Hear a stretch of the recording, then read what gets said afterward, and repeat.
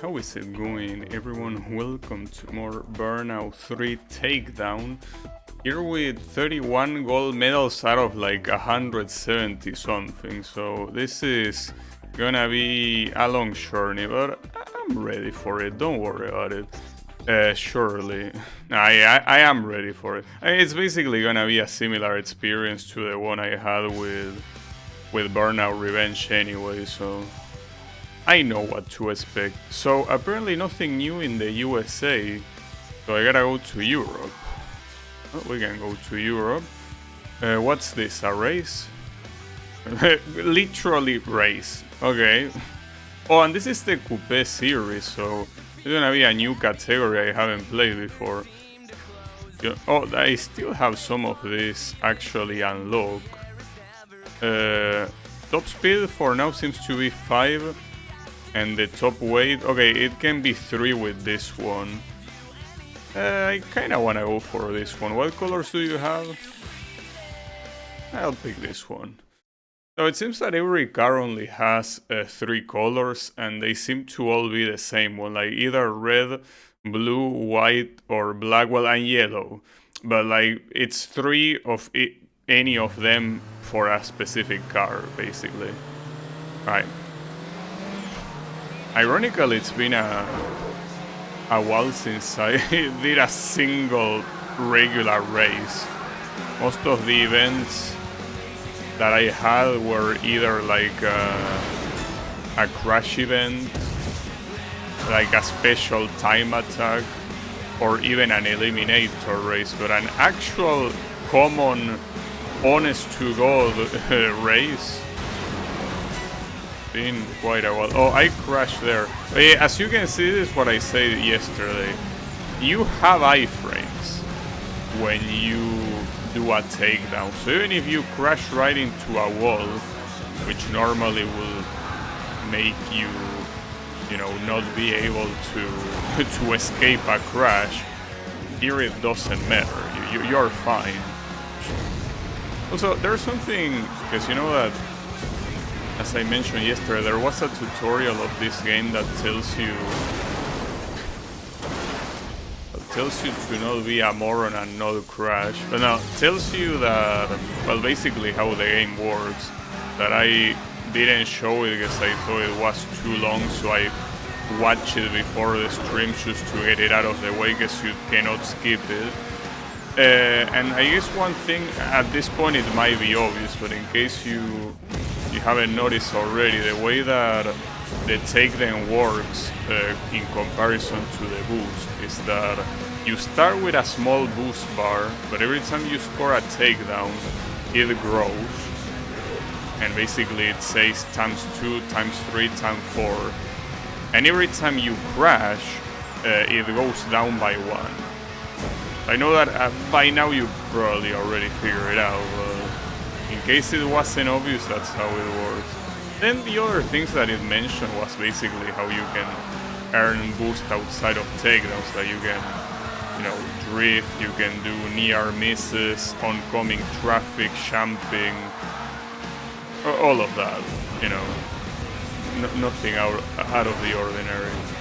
Now the problem here is that I'm in the final lap, but the first place seems to be very... Oh, you're there, actually.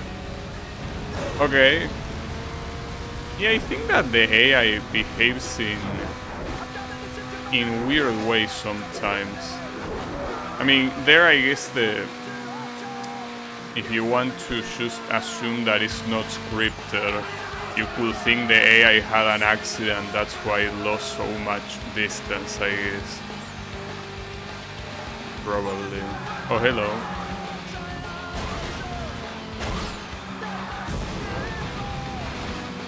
So I really wish that it told you where every lap starts, well, or rather where every lap ends, well, which is the same thing, but because you cannot know until the race is over. I personally would like to prepare myself to be like, okay, I'm close to the finish line, but kinda catches you by surprise. I mean, a minimap will help too, considering that they do have the layout. 18 gold medals. So that's what I don't understand. 18 gold medals on what? They have 30 something. Maybe race gold medals, because all of the other ones maybe are from crash events. I mean, it has to be that, I guess. Otherwise, I have way more than that. Okay. That was nice, though. Oh, and we still have more race events remaining. I like that. And yeah, these are just straight up races. No bullshit, just race. I could get this one. Not a big fan of the colors. I guess I could get this one. Unfortunately, it seems like the colors are all pretty basic and safe. At least the decorations make the cars look pretty good. Because, I mean, otherwise, if it was only the main color, it would be very bland. But at least with this, it's okay. It's passable. Oh, also, now that I see... Oh, what the hell? Nice start. Now that I see the songs on the bottom left. So, as expected, the video is blocked. Like the VOD, once the stream is done, the video gets blocked. But it gets blocked, as expected, only in Russia and Belarus. And differently from Gran Turismo, where it was only a couple of songs that were the culprits, here it's kinda like 6 of them. So yeah, unfortunately, if you are well, Russian or Belarusian, the VODs won't be watchable. Then again, I don't think anyone from those countries watches me anyways. I mean, there was one from Russia that used to watch me, but he doesn't tend to come by very often anymore. So yeah. Hey, I mean, I'm assuming it's gonna be blocked only until this stupid ass war is over.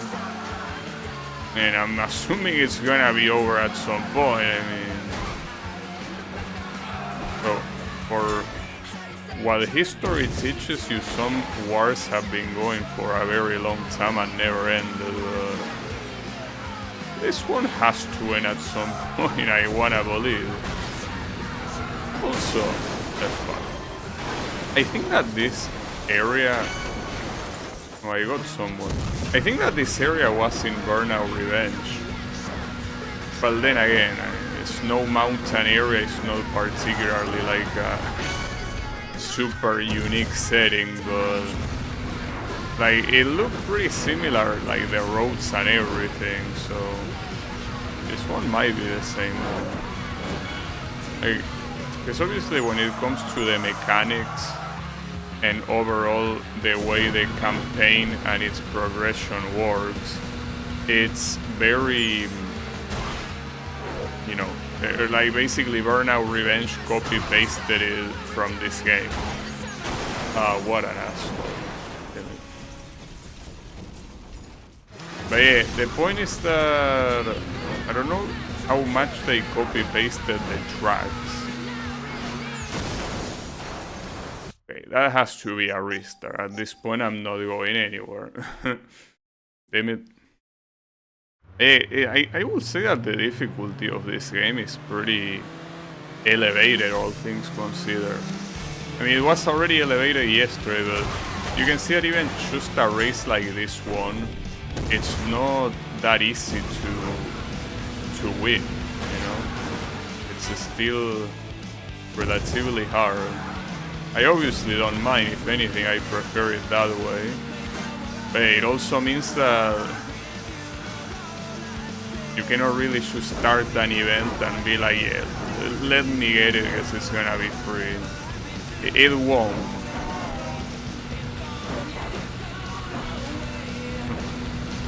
In fact, yesterday someone commented on yesterday's video that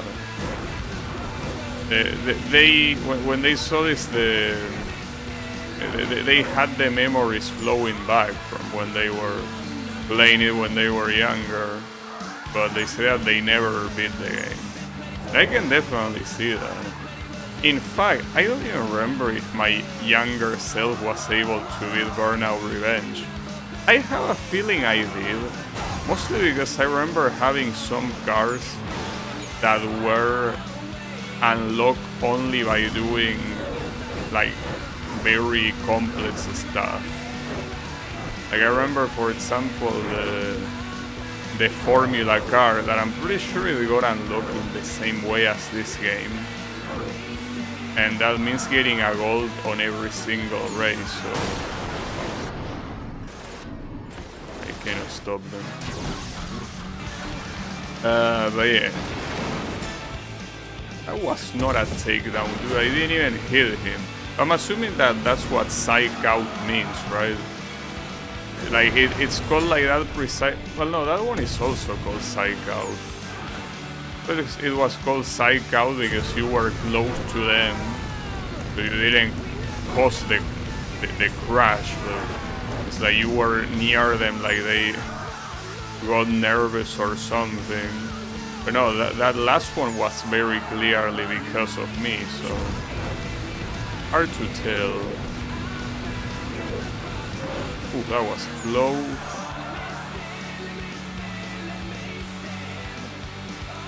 So this place looks very pretty.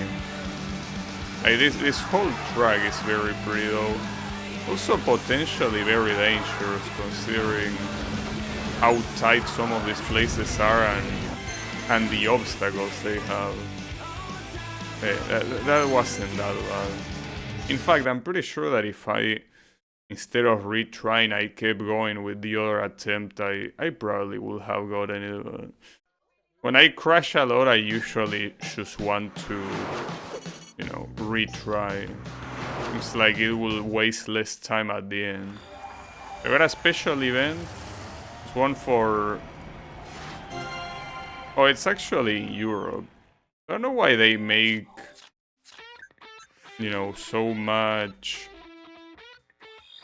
stuff from these special events. Like, they don't seem very oh, okay, well, see, that's very special, actually.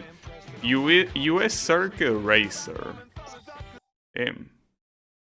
We're actually gonna go with the formula. And here it also says one of the cars from the previous game that is unlocked for getting all the gold in crash mode.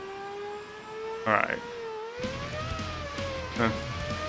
It also sounds like a Formula car.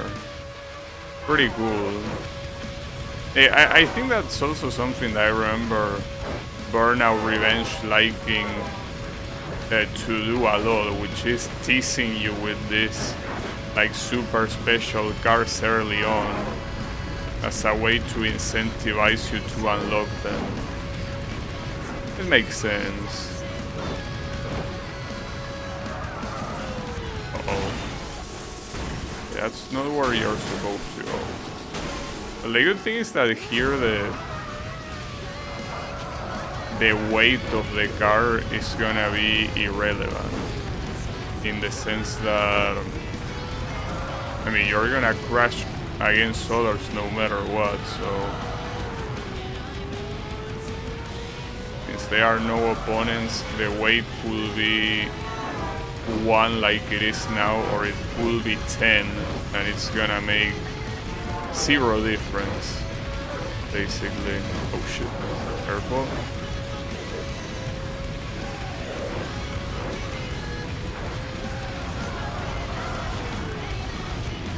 So, I'm not sure why this one is called US Circuit Racer. That was the name, right? Because pretty sure that Formula 1 cars, was there even an American manufacturer at Formula 1?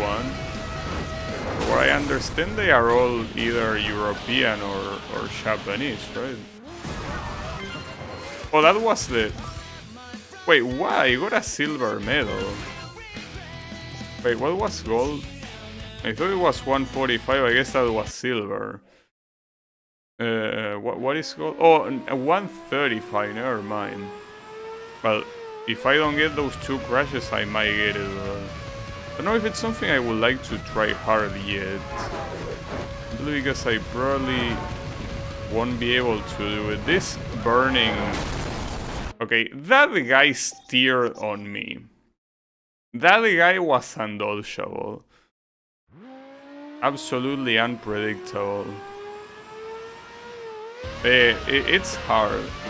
Like, these are probably the hardest events in the game, these burning laps. So I can try my best, but it will be hard to beat them. See, like, you always have an obstacle like that you cannot possibly see because you're going very fast. But you have to go fast. It's not like, you know, it's a choice. If you don't go fast, you're not gonna get it. The goal. It's just one of those things that the best thing you can do is probably leave it for some other time. But I'll do this attempt, see where it goes.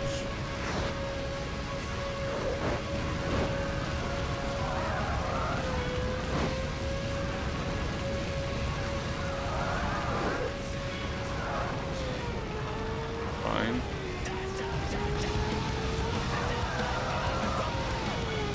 Okay. There was another section around here that was a little bit messed up, right? Was it?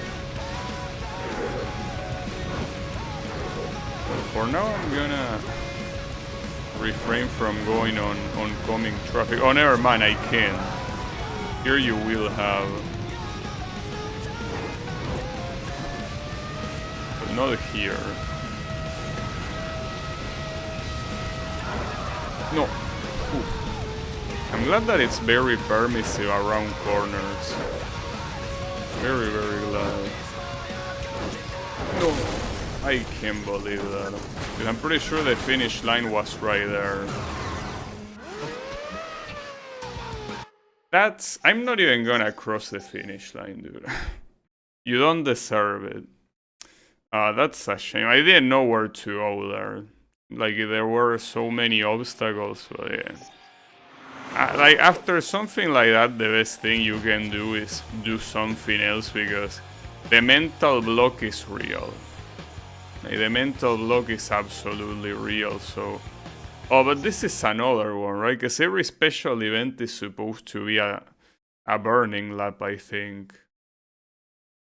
I mean, but I don't get it. What's the difference between special event and preview? I guess this one is burning lap as well, but preview is the same thing, so... There even a difference? I'm feeling there isn't. I don't know. At least this one is shorter, less than a minute.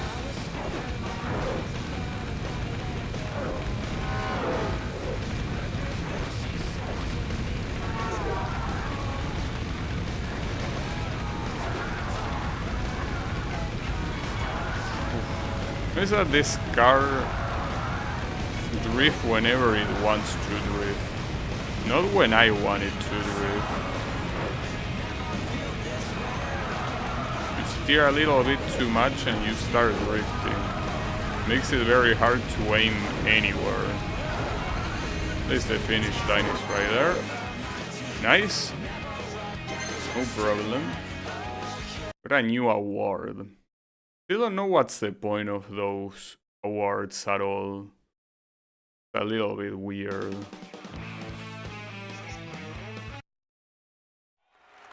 Yeah, you get a postcard. What do I do with this postcard? Whatever. It's a postcard. It's a collectionable. Okay. I'm very tempted to do this one again, but I feel like, as I say, it's better to do that one when you reset your mindset. Like, it's now too early to do it. Just gotta wait a little bit, let it rest, and once you already forgotten about it, then you can go. Okay, so it is road rage, simply doing takedowns. In 3 minutes though. 3 minutes is not the only, well, limit. There can also be a limit with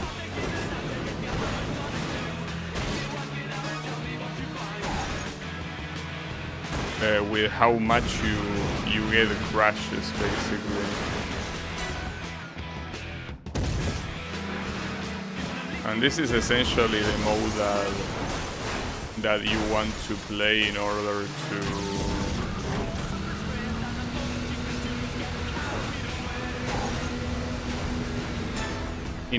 to do the takedown challenges. I personally don't really care about them, but if you do, you definitely want to do road rage. The problem is that right now I'm not even halfway through, but I think that my car is probably halfway through the damage it can receive before dying. Oh, get on.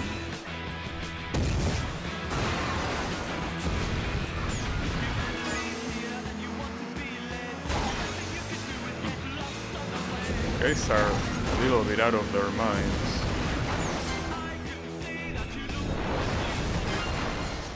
Oh, I guess that counted as a crash. Just that thing stopped in front of me.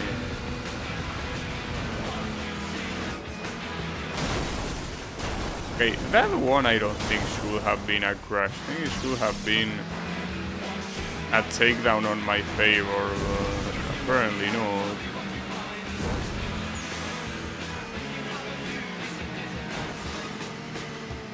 Why are you going so slow? Looking at the guy behind me. I'm specifically letting the accelerator go, because otherwise I will go ahead of him. That's not what I want. Got him. Alright, only one more, and we are done.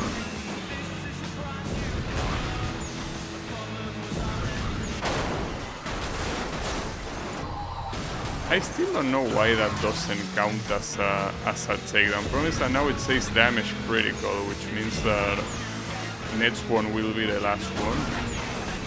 Okay, at least that one counted as one. Well, we got it. Essentially, now either the time runs out or I crash one more time and the event is gonna end. I definitely... Oh, I thought that counted as a vertical takedown.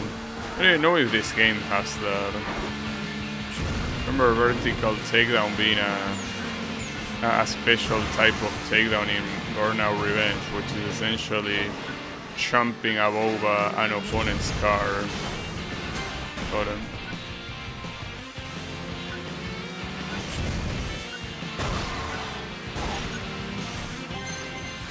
Okay. Even unlock a new car, probably for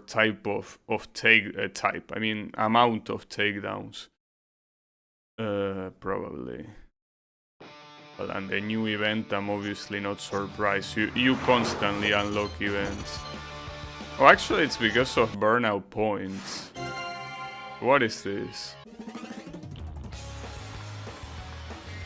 Yeah, I'm assuming it's another one of the... Oh, custom sports, so... There's gonna be a sports category, I guess, before the super category or whatever it's called. Not sure. I could go here. What was in here? Oh, a preview lab. Okay, maybe it is time to do it. Oh, it's this one. I thought this was on a different place. Should I? I should. I think it's still too early. I think it's a little bit too early to do this, but We will see, maybe... Oh, wait, but this is another one. I knew it was another one. So, damn, 2 minutes and 20 seconds.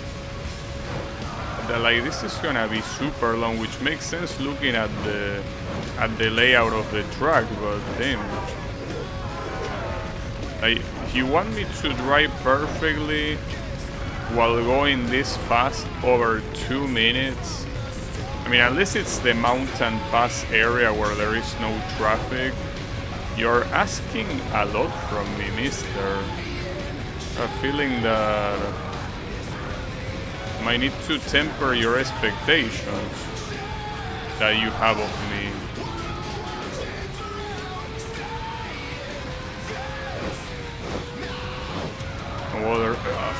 Yeah, I mean, those are the situations where, nah.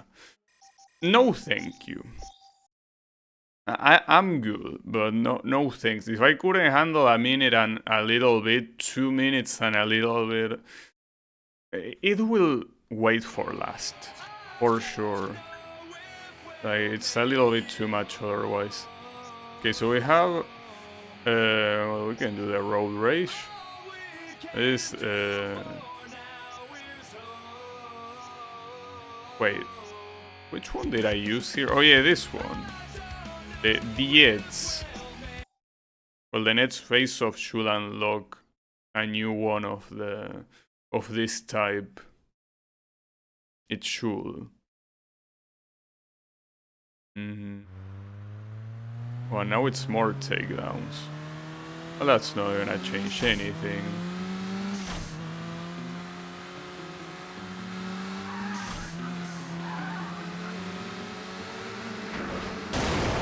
Huh. Amazing start, mister. Very good start.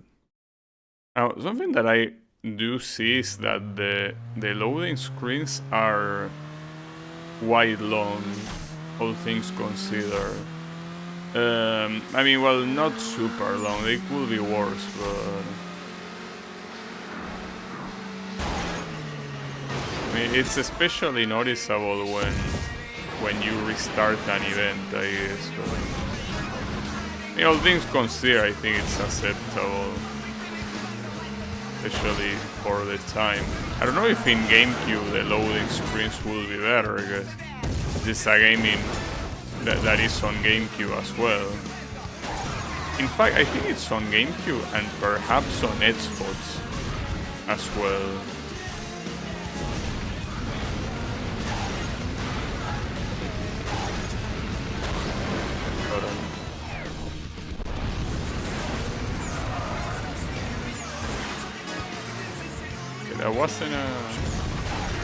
It wasn't a takedown.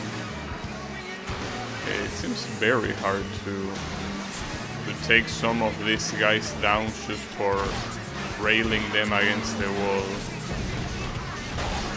As I say before, like, in Burnout Revenge it's a lot easier. At least I remember it being easier. Like the perfected version. I guess it depends on what you prefer. If you want more difficulty, I guess you will prefer the way the takedowns work in this game. Personally prefer when the takedowns are relatively easy to do, you know. But especially in these events where the whole point is doing multiple takedowns. I know, the gold medal is at 12.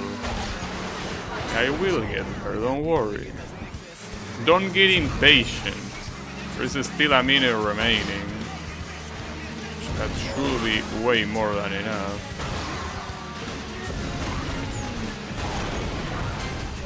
What the guy says.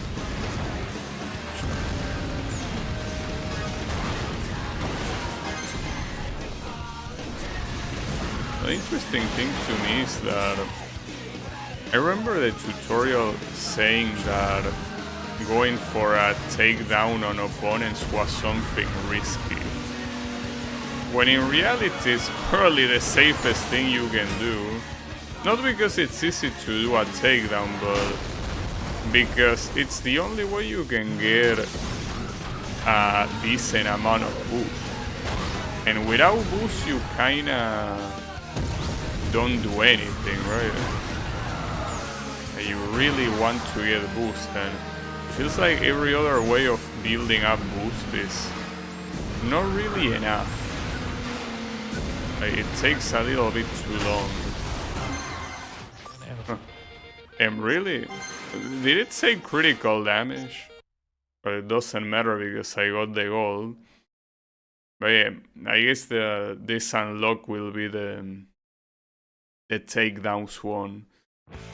Remember that that's always the assassin one. Yeah, give it to me. I'm assuming it's gonna be the assassin coupe, probably. Oh, actually sports. So I guess I already have the coupe one.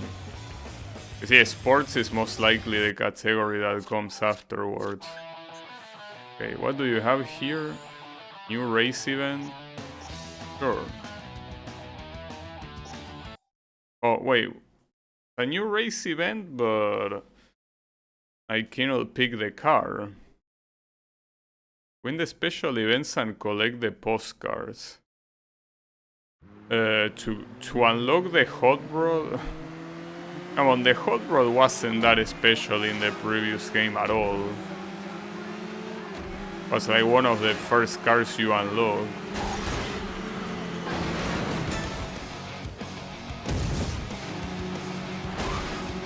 I also like how they call the green car a blast from the past, when essentially the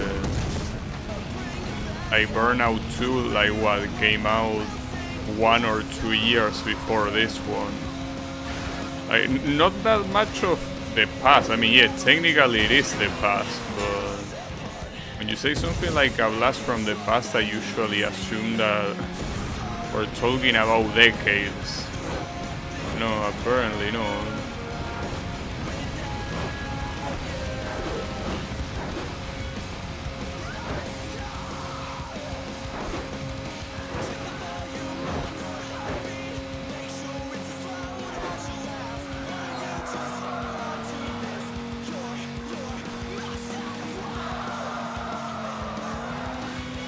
I'm not sure why some events like this one make you choose pick a specific car, because they are not labeled as either special events or preview. Hey, you gotta win it with this car no matter what. You're not allowed anything else. I fucked that up, without a doubt. At least there are 2 laps. So say that you are a second ahead didn't age very well at all. Certainly didn't.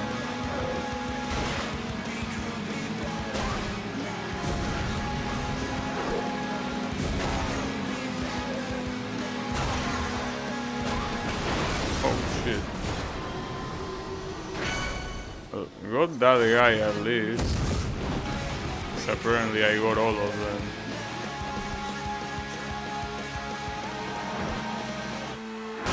Ah, come on. Not enough to hit that guy.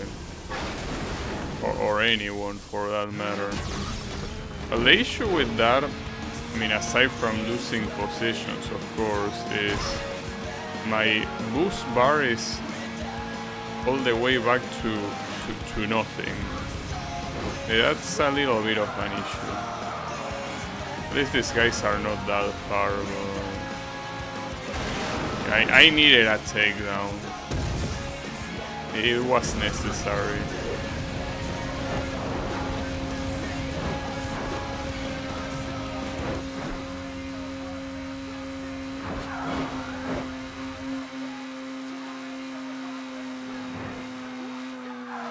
Oof, very close.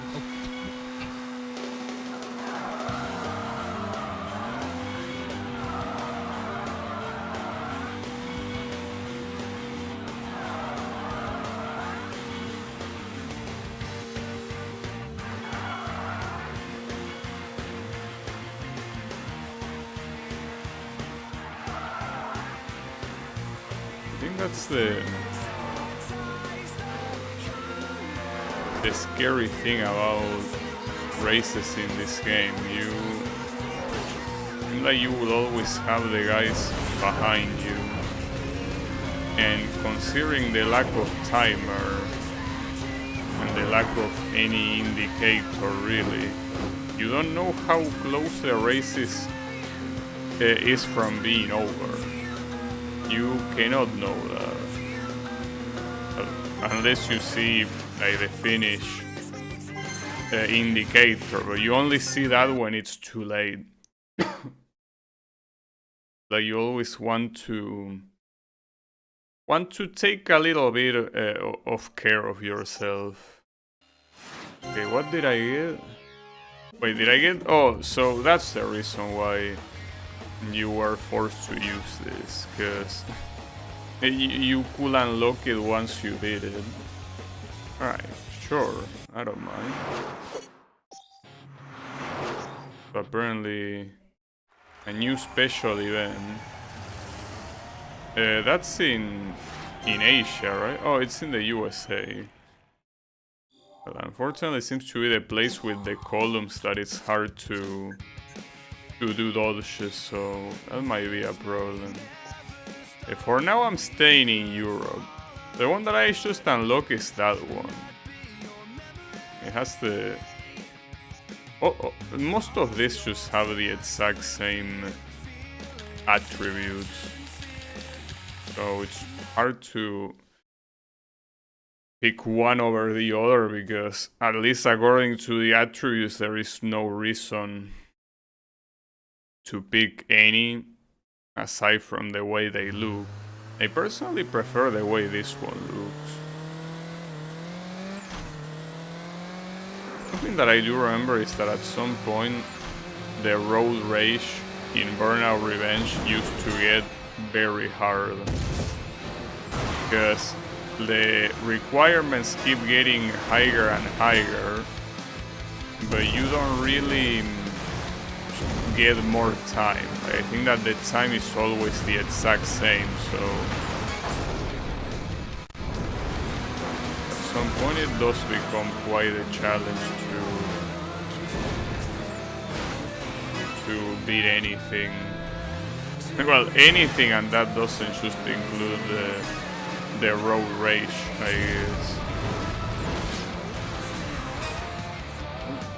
I'm sending everyone flying here, apparently. Nice.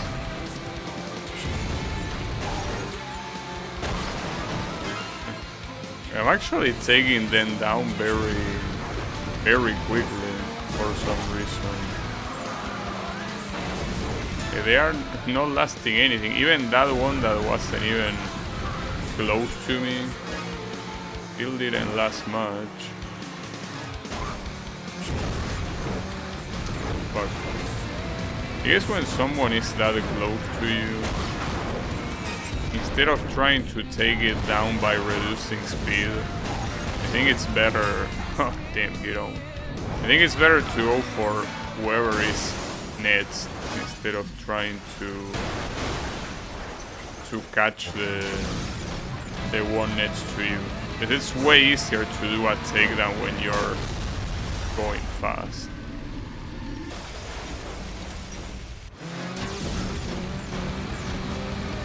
Is that at this rate? I need one more takedown.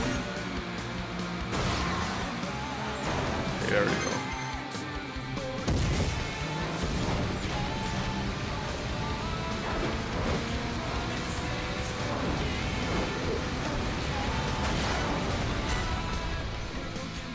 I'm not sure what it needs to be done for the takedowns to count as, you know, 2 in a row, 3 in a row. I'm assuming it's doing them fast enough, but Yeah, I guess it's that, because I won't say hot streak. So, for example, did the streak stop counting or what? The takedown rampage, I'm assuming, means that. Yeah, I don't know for how long it might last, or what's even like the highest denomination. Oh. I saw my car teleport there. That was funny. Car teleported because it was going right against the wall. I guess I'm taking a lot of these guys out pretty quickly. I'm getting a lot of rampage at this point. Look at that. So there's probably gonna be a lot of points. Well, a lot of takedowns to unlock new stuff, I'm assuming. There goes the streak. It was a very good streak. So the maximum that I can do is 24 for now. I guess when eventually the objective gets higher, it still should be fine. Though, ironically, I didn't unlock any car from that. Been a lot, but not enough to unlock any of them. I guess it built quite a lot of those up. Got 20 takedowns in a row ratio event, nice. And a new special event. Something that worries me a little bit is that some of these events might require one of those special things to be unlocked, and that sounds like an absolute pain in the ass. Oh, this Eliminator is the last one in this particular track, apparently. Sure. All 10 crash headlines and you unlock a fire truck. I don't think I will care for that. Neither the headlines nor the fire truck. That means that there is 10 crash locations, I guess, right?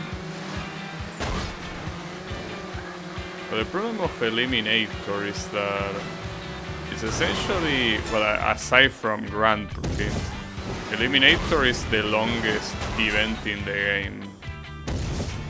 I don't particularly mind too much Bully Wars, but it is quite a long event.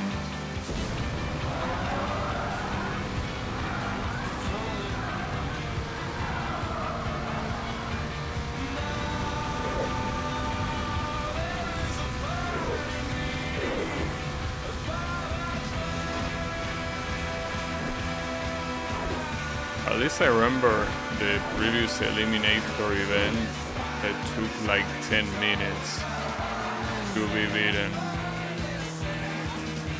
So it's less than a Grand Prix, but way more than a regular event. This one might take less since it seems like the laps are not that long. Judging by the previous Eliminator event, it takes, like, the second place is always close to you. So it takes only a mistake at the very end to lose it all. And it particularly hurts considering how long it is.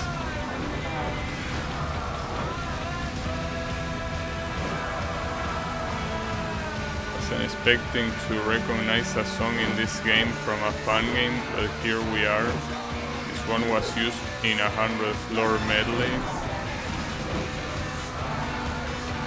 Yeah, I know that game exists. Hey, how is it going, Wasabi? Yeah, I mean, fan game makers use songs from any place imaginable, you know. Like when you list a Spectre, you hear a song that you will never expect to hear, considering that for the most part it's video game music or otaku music, right? So when you hear something out of line, it can be surprising. Well, maybe the only place they heard that song might have been from this game. I mean, keep in mind that I know that nowadays Burnout is not a very popular name, I guess, but Burnout is one of the most popular like racing franchises. Specifically Burnout 3, as I always say, like when anyone talks about Burnout, they talk about this particular game.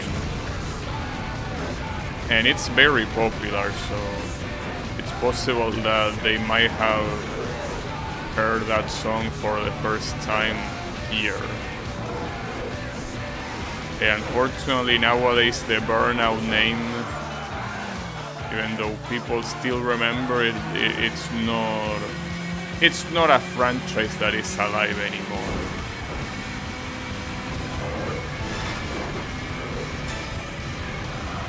It is what it is. That's very bad, without a doubt. This is gonna be the last lap.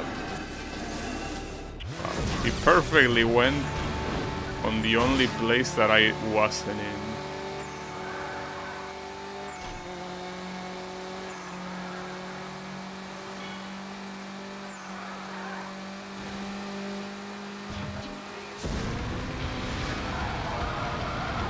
Shit.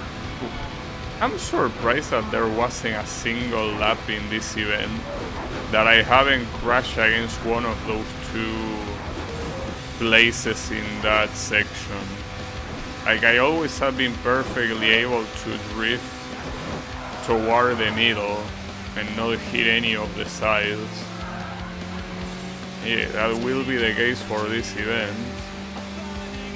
Yeah, this eliminator event wasn't that long or hard, so that's nice. And got a new car out of it. I think that at this point, with the way this game works, getting new cars is not particularly very exciting yet, because most of the cars you... Like, first of all, they are not extremely useful, and they are not gonna be very different from what you already have. So I think that in that regard, it's... you know... it's whatever. I'm assuming that the final cars that you unlock are the ones that are cool. Alright, hold up. There are a couple of things here to do. So there is this event that is one of the special ones. I don't know if I wanna do it though. There's also this crash. Oh, it's a different crash. This one I got a silver and I couldn't get anything better, but maybe I can get something better on this one. Or no, I don't know. Score yourself a new car. So the weird thing is that in the crash events, you are not allowed to pick the car. Not sure why. Oh, I forgot about the Champ Star, my bad. Where do you want to crash here? Here? You sure about that? Oh, okay, with that multiplier, without a doubt.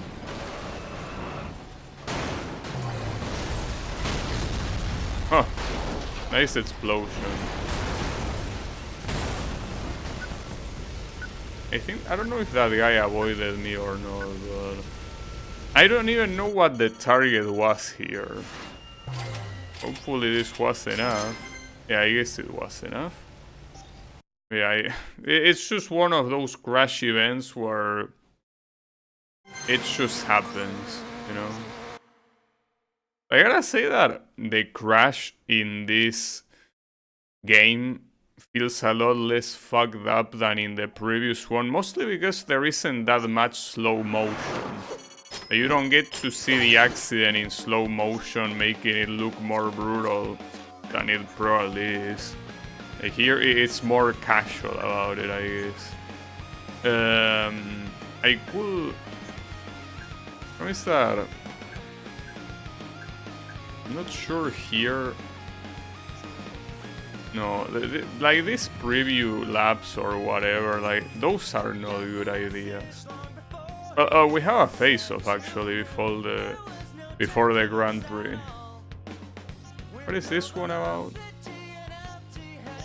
No, thank you. I'll keep with this one. Unfortunately, this Formula car, looking at it in those hot lap events, I don't like the fact that it's so fat in the nose. I wish that it was, you know, more slim looking as an actual Formula car, you know. The whole point of Formula cars is that they don't pack too much weight because they are supposed to be, well, precisely very lightweight. They are supposed to be cars that you can handle super well because there's barely any weight to them.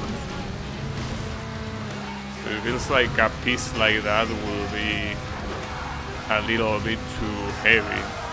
Maybe they had to do it that way, because otherwise if they did a design similar to a Formula car, maybe they will get in trouble because of the license or something like that. I don't know. It's possible.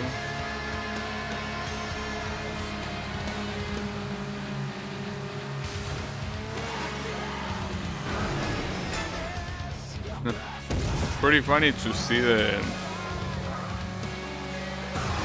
very non-detailed parts of the track that are like off track, because you're normally not supposed to see it. But you can easily see when you take down someone, or you get taken down and you are like outside of the track. I guess you do end up seeing them, but at the same time I understand the developers. Like, there's not much that you can do at that point, you know.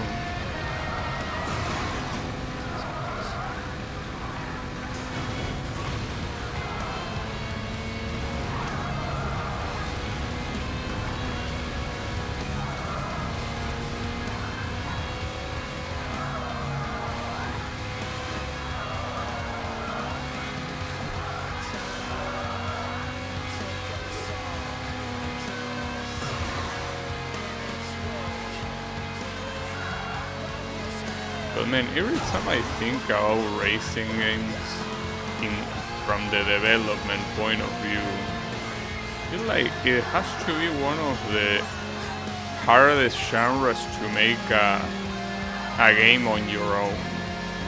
Really has to be one of, well, oh fuck. I can't believe that, dude. I didn't even know it was that close to the end. But at least it's a short race, but damn it, I thought... See, that's the issue of not knowing when a lap changes.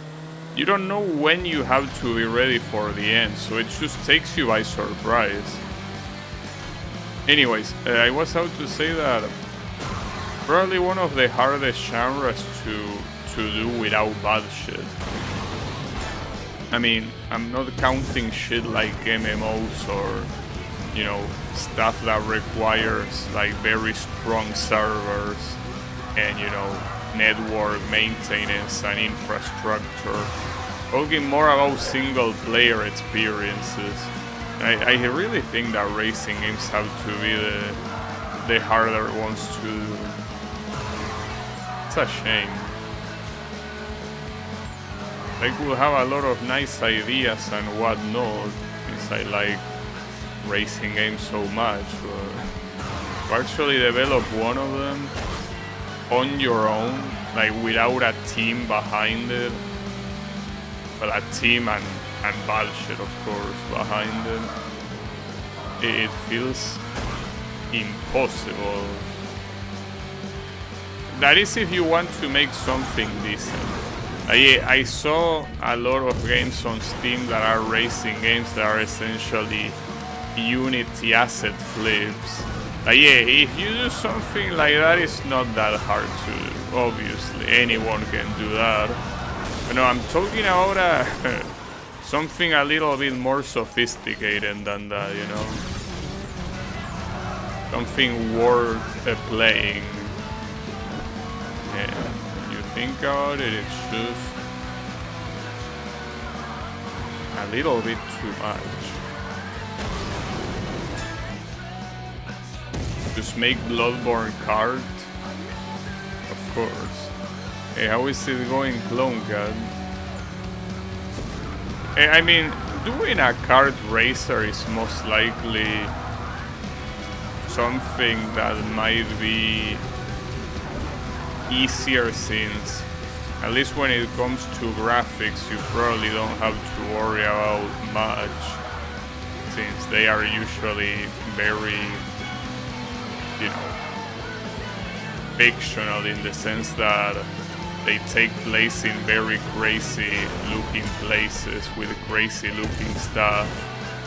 But if you want to do something like, well, you know, my favorite racing franchise being Ridge Racer.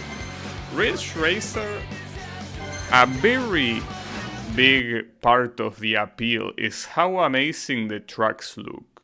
And the tracks, even though they are not real places, they look more or less real, for the most part.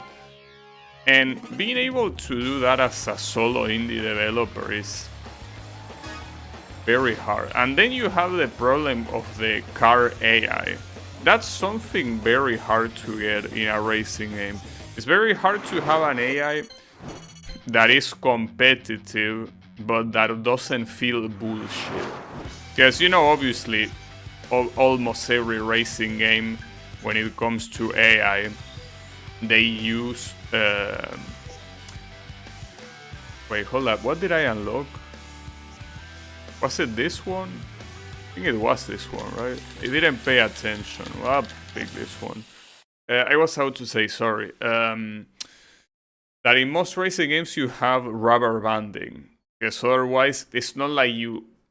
It's not very easy to simulate an actual AI that works with the physics of the game, and you simulate that in a in an environment that they interact with, right? Like, you have games like Gran Turismo, of course, and simulators like Assetto Corsa and company that actually do have an AI that uses the physics of the game and simulate being a real person playing the game. But unless you have the budget that racing simulators have, or more importantly, unless you want to do a simulator racing game, which I don't, for the most part you will have to resort to rubber banding as the way the AI behaves. So, get on. So that's the problem. I think that's the issue to me. That you have two things that are absolutely not friendly at all for an indie developer. AI and graphics. But yeah, it's a problem. And the worst part is that you do a lot of stuff. Like, for example, take a look at this track. Take a look at the insane amount of detail and how big this track is. You use something like that for, obviously, events in the track, but like, most of this is not even gonna be really seen by the player, you know? Like, a lot of the stuff outside of the track is something that it's only there because the player is gonna see them for like less than a second. But it has to be there. you know? And obviously you can also say that about platforming games, but I say platforming games as an example of a genre that tends to be easier to develop, but unless you go for a very like high graphic quality 3D platforming game, that shouldn't be a concern. Okay, that has to be a restart. Too many accidents with your opponent in front of you. It's not gonna go anywhere. But yeah, it is what it is.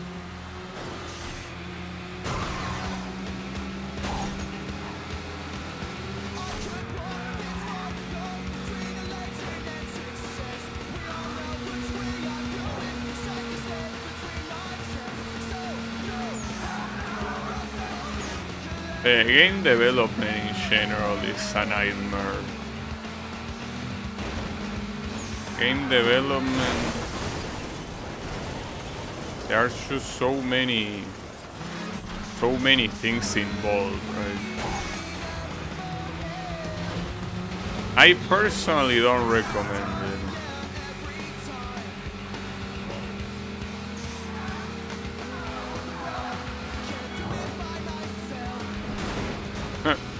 Good shit.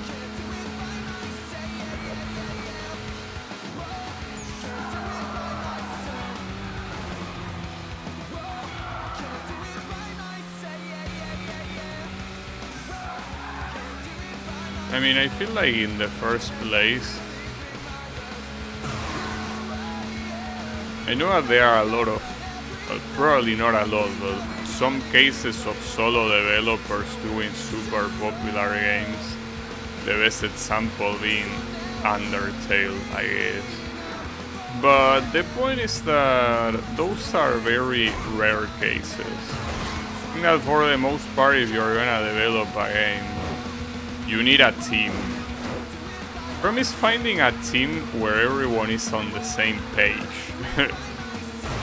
That's the issue. I mean, an issue that even professional, full budget development teams struggle with. Even more so when money is not the primary motivator, right?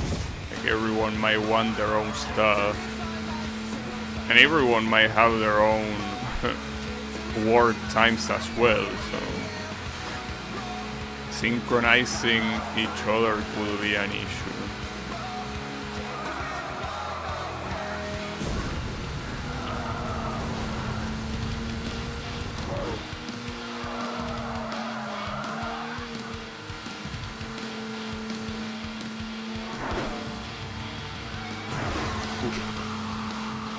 I'm 5 seconds ahead. Will be worse. Oh, okay, 5 seconds, my ass. Are these dog seconds or what?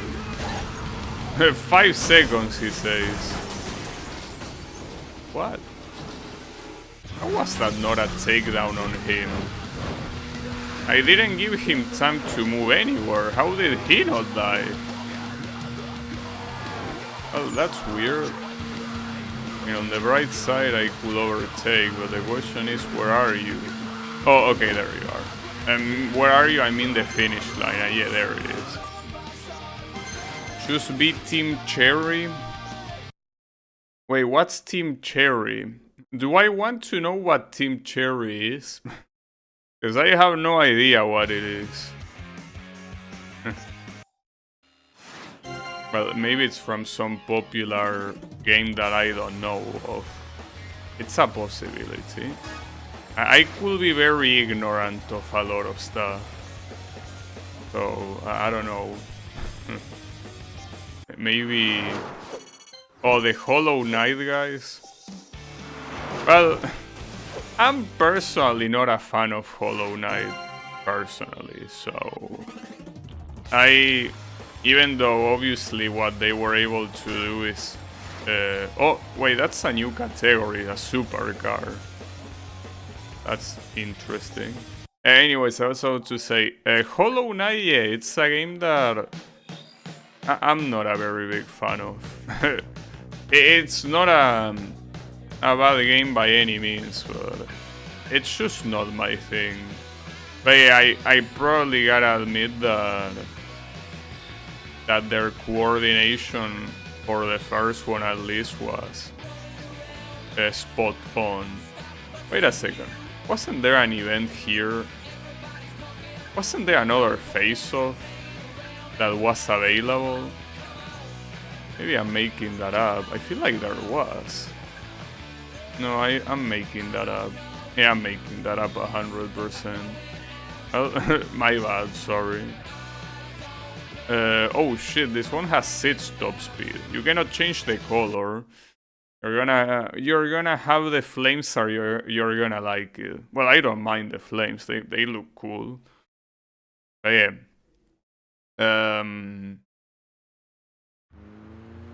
Yeah, personally not a fan of that game. But it's fine. At least. Well, though I think that the Hollow Knight guys, if anything, are a good example. Maybe it's just a rumor and it might not be true, but the sequel, A Silk Song, apparently got super delayed because the artist like refused to work on it or something.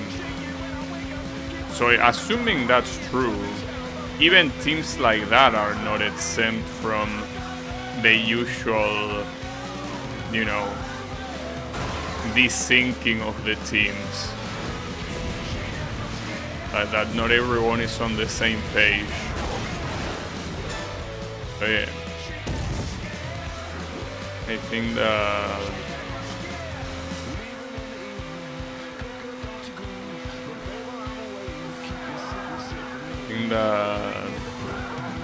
it's just very hard. Video game making is just too hard. It's way too hard. First time hearing that, yeah, well, I maybe it was just a rumor, because you know that on the internet everyone can lie. It's very easy, you know. So it might be a complete lie. That's the reason why I'm saying that. I don't know if it's true. It might not be.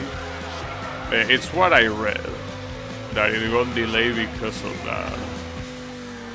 But who knows? Then again, even if it's another reason, the delay itself, I think it's a good way to see that even teams that more or less have stuff figured out, they still struggle with stuff like that.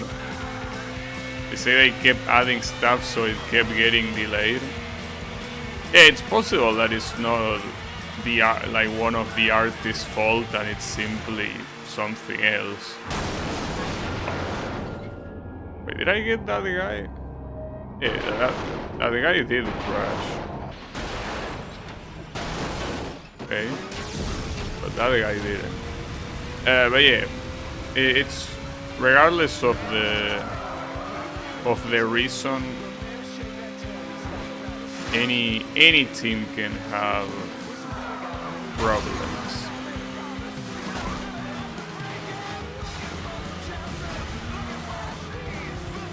But working by yourself is also something that for a lot of games is not very realistic at all, you know. To say not at all.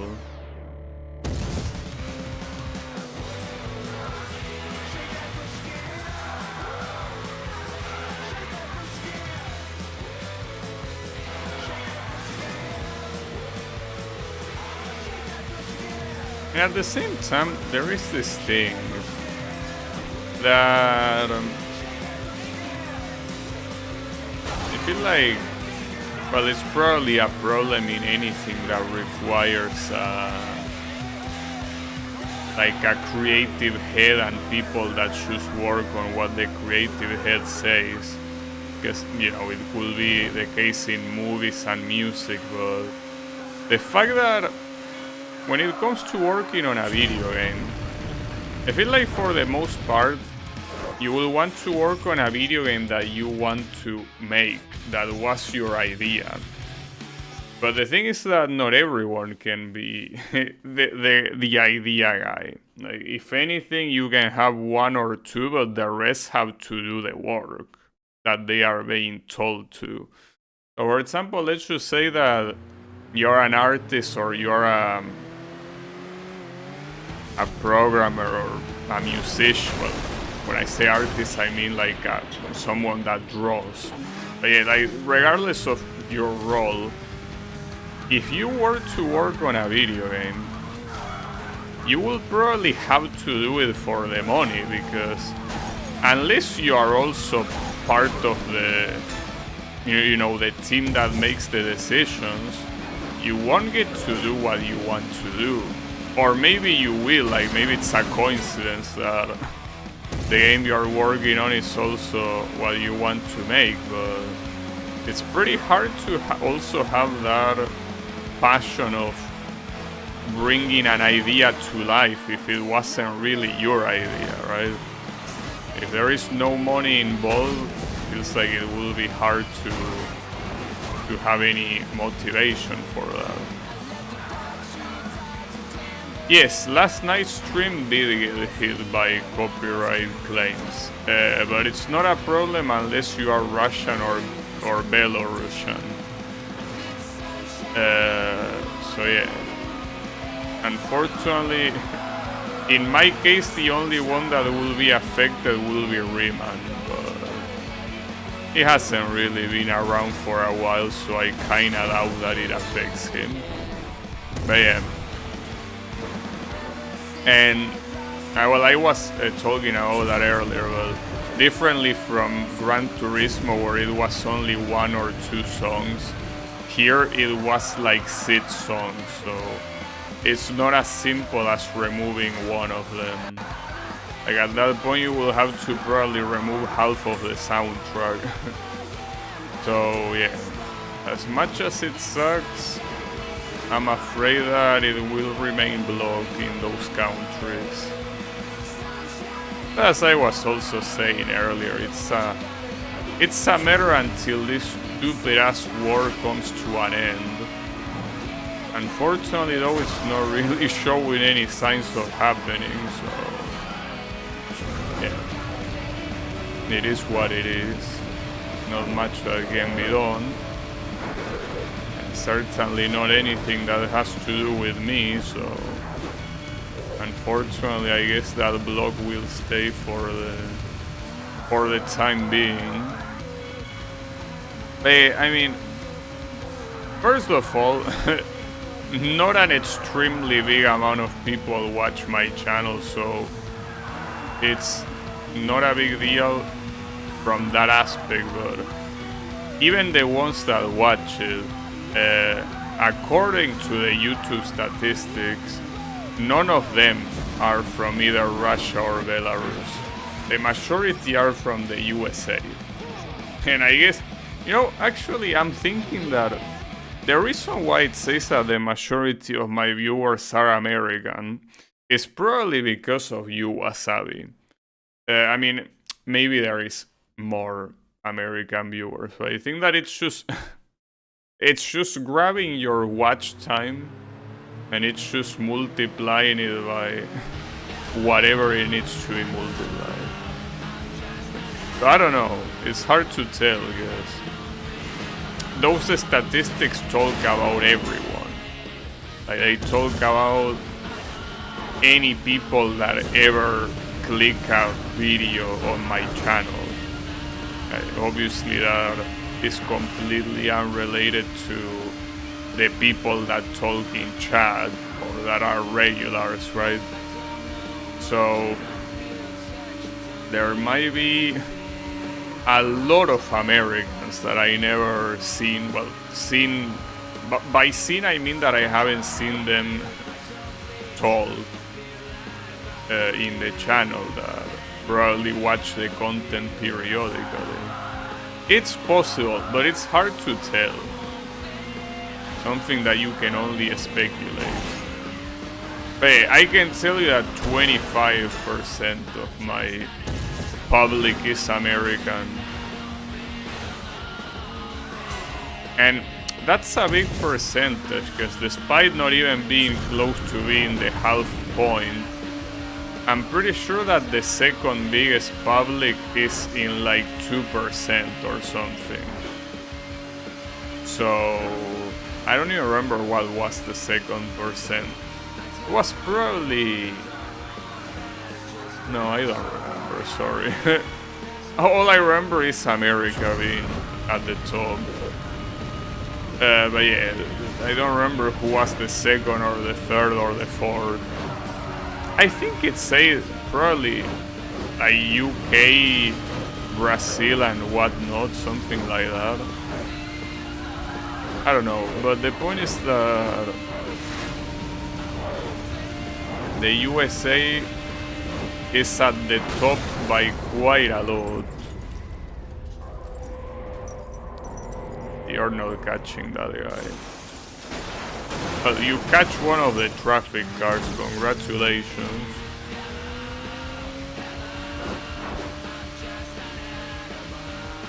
Okay. USA.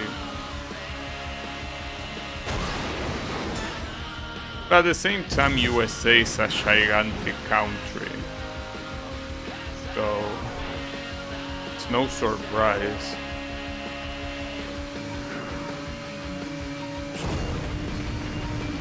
And I mean, everyone, or at least 99% of the people from the USA speak English, so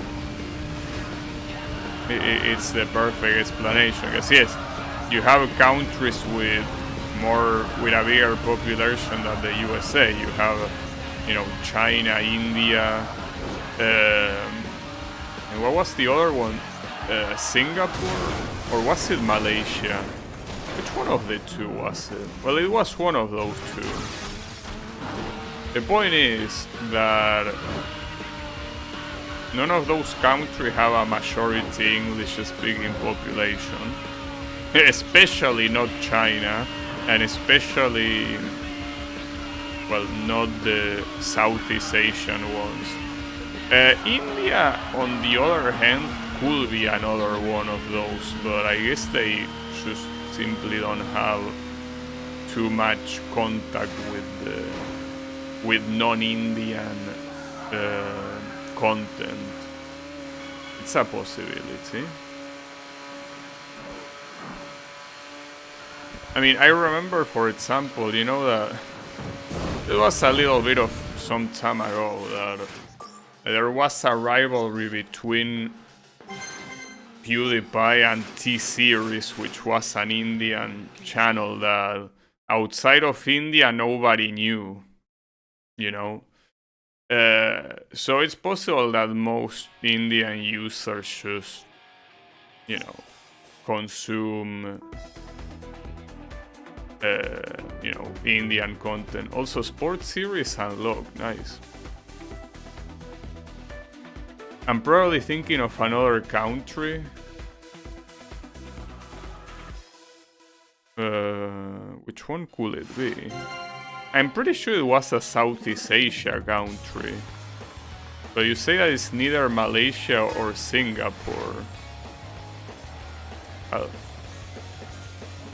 I don't know which one. Philippines? But no, I'm pretty sure Philippines is not that populated either, right? At least I don't think so. Could be wrong. That's supposed to be a Mitsubishi. Not sure. Well, no, the front definitely doesn't look like one. Oh yeah, this was one of the cars that was in one of those events, I think. That was like a preview event. Yeah, I don't know what country I was talking about. Maybe a Middle East country.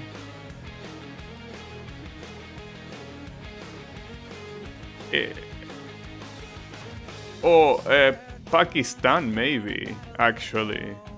Yeah, I was thinking of Pakistan. Isn't that country also super populated?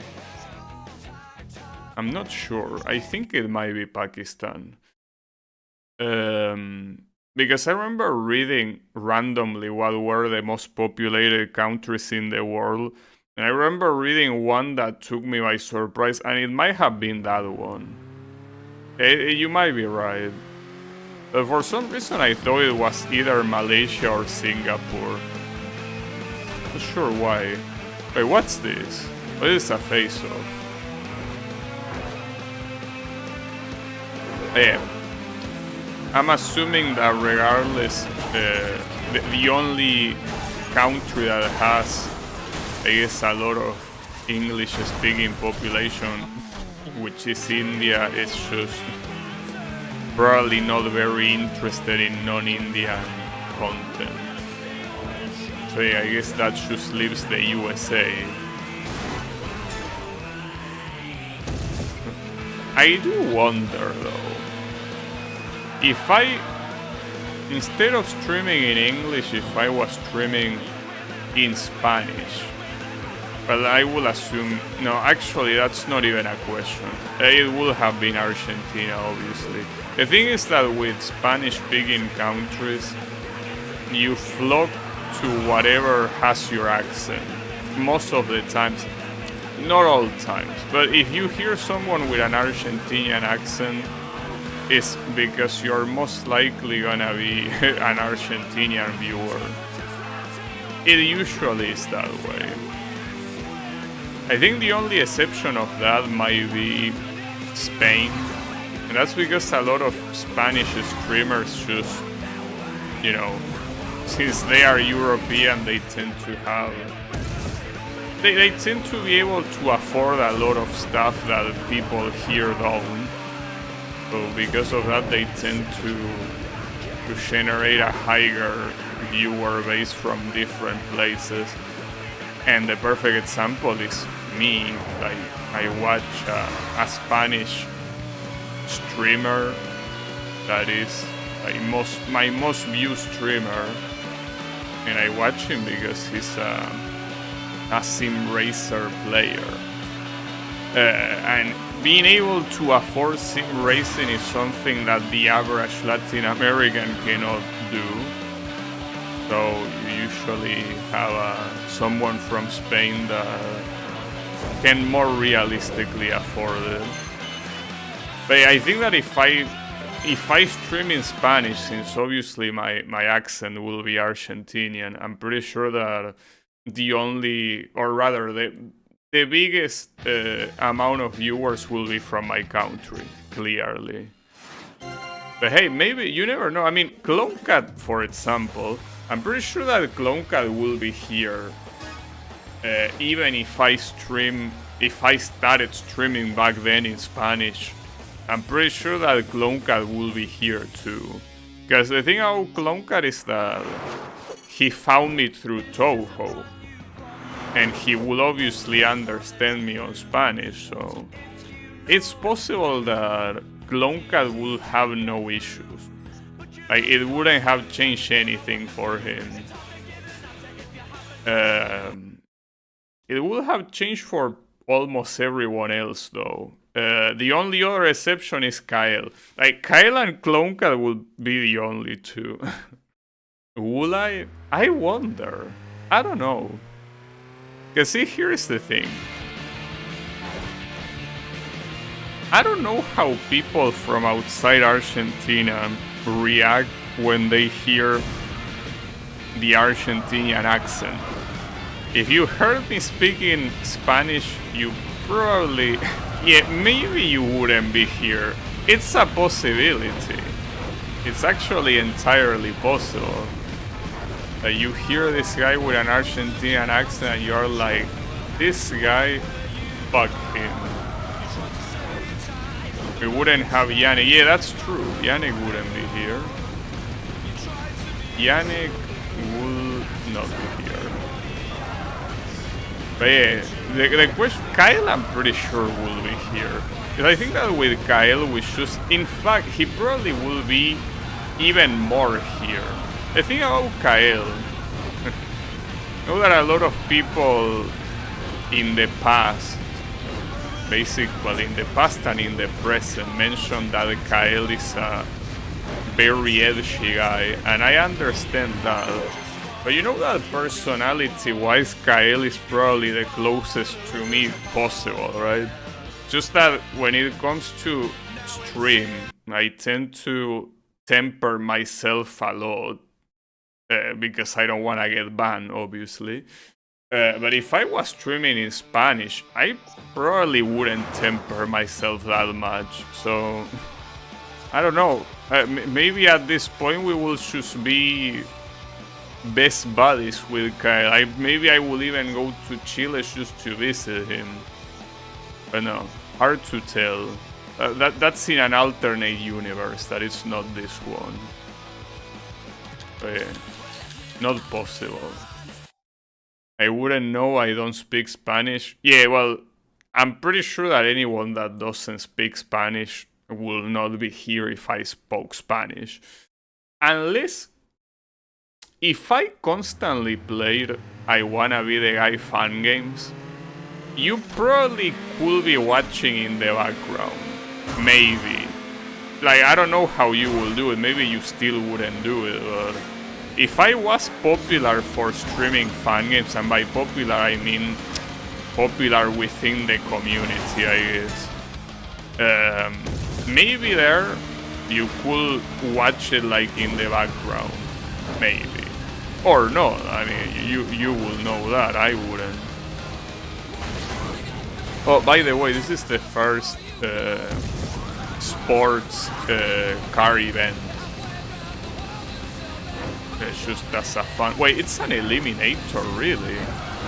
That's the first approach we're gonna have to sports? Okay. Yeah, you wouldn't be interactive with the stream at all, it's true. But see, for example, in my case, that's the reason why I say that I don't know if it will apply to you.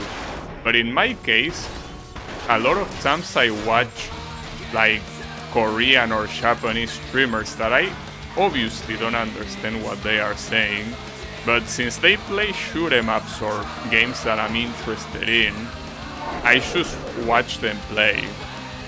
So maybe it will be the case here too. I obviously don't interact at all, because yeah, I don't know their languages, but I definitely do consume their streams as a non-Japanese, non-Korean speaker.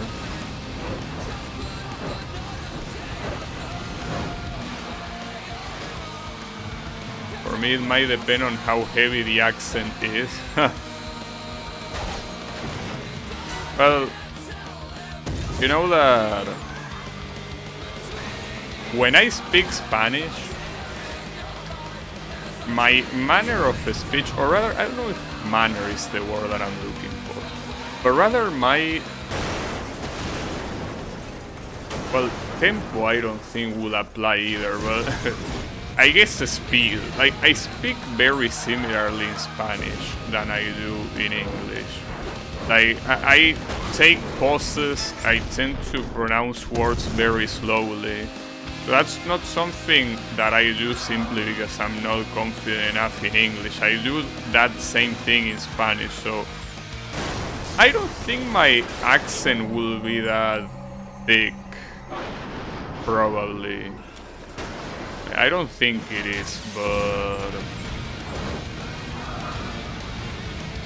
I don't know. That's the thing, I don't know what counts as heavy, right?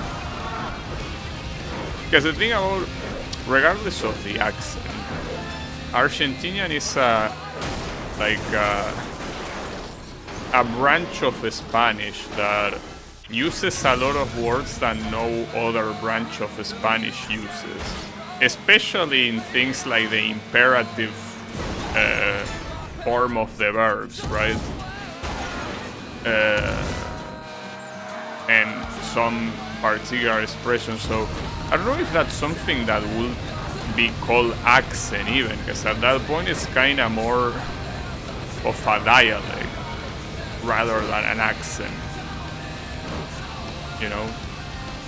Oh yeah, I don't know what will be the formal word to use there, but I don't know if my accent counts as thick. Hard to tell.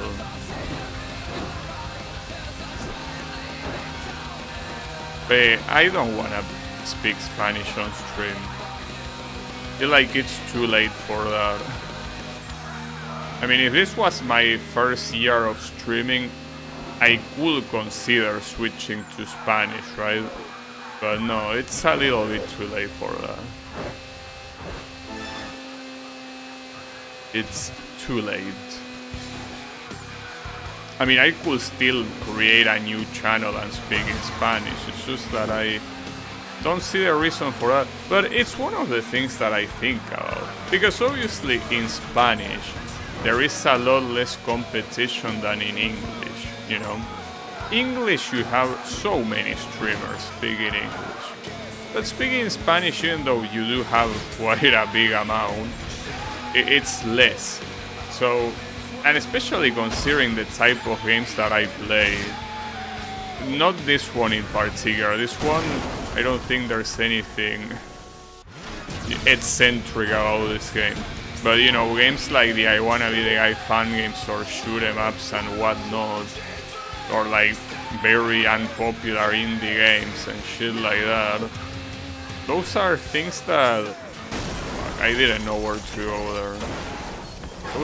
Those are things that nobody really plays that much. So me being one of the only ones in Spanish that plays that maybe would have played a big role in growing the channel, or maybe no. That's the thing. That's one of those parallel universe possibilities that you cannot know. Like, it's absolutely impossible to know. So yeah, I guess that we cannot know.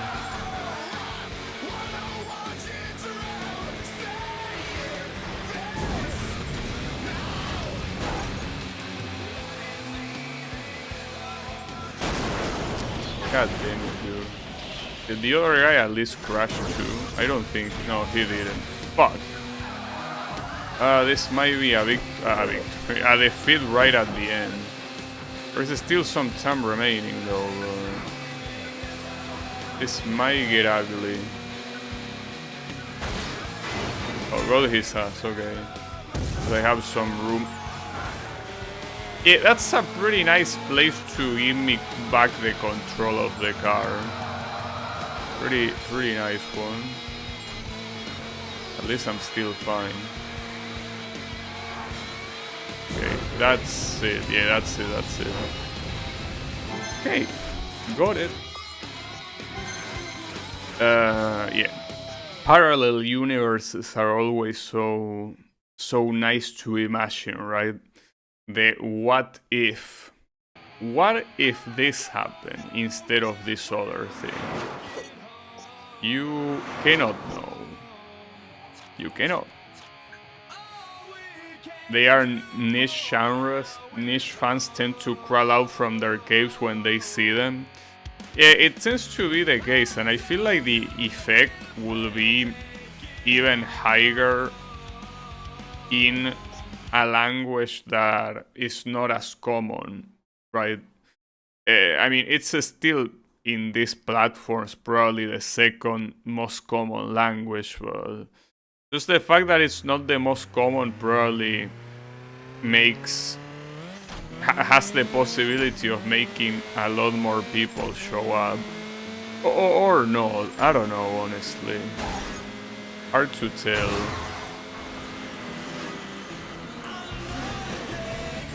I personally don't know.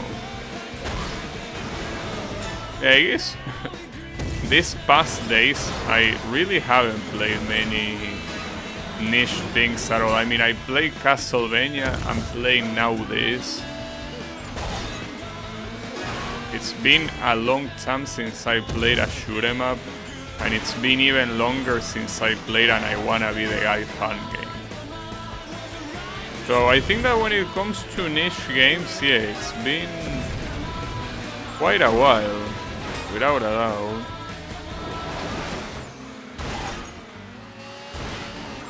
So I don't even know how big the Iwana community is on YouTube. I remember that one of the pages for... No, not for that. For beginners in I Wanna Be the Guy. Like they recommended that the community used to hang out in the Twitch category of I Wanna Be the Guy, but YouTube doesn't have such a thing. I mean, you have technically the game category, or rather the game I Wanna Be the Guy as something that you can put as a stream metadata,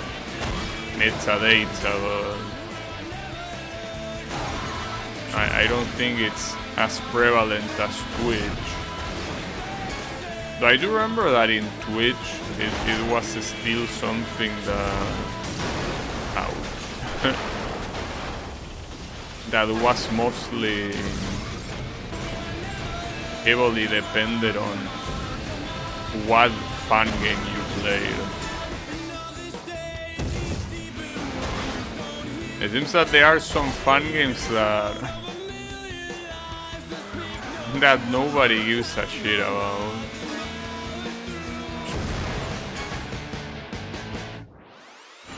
I think it also has a lot to do with what is your involvement outside of the community as well, you know?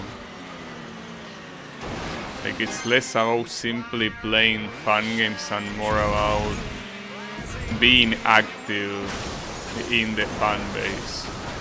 And I'm obviously not, so... Yeah, that's the thing about communities.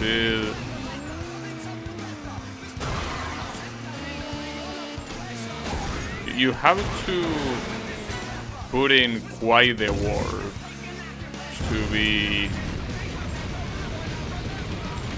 Well, to be known, obviously. That doesn't just apply to I Wanna Be the Guy, it applies to anything. Just that I Wanna Be the Guy is probably like a very...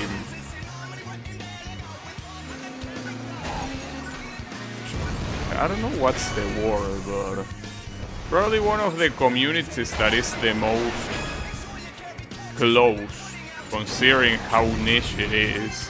Because, for example, a game like this, Burnout, that is not niche at all, the kind of people that will play and or watch Burnout are something that they are not part of a single community, right? It would even be weird to call it a community in the first place. So that's something that in Super did.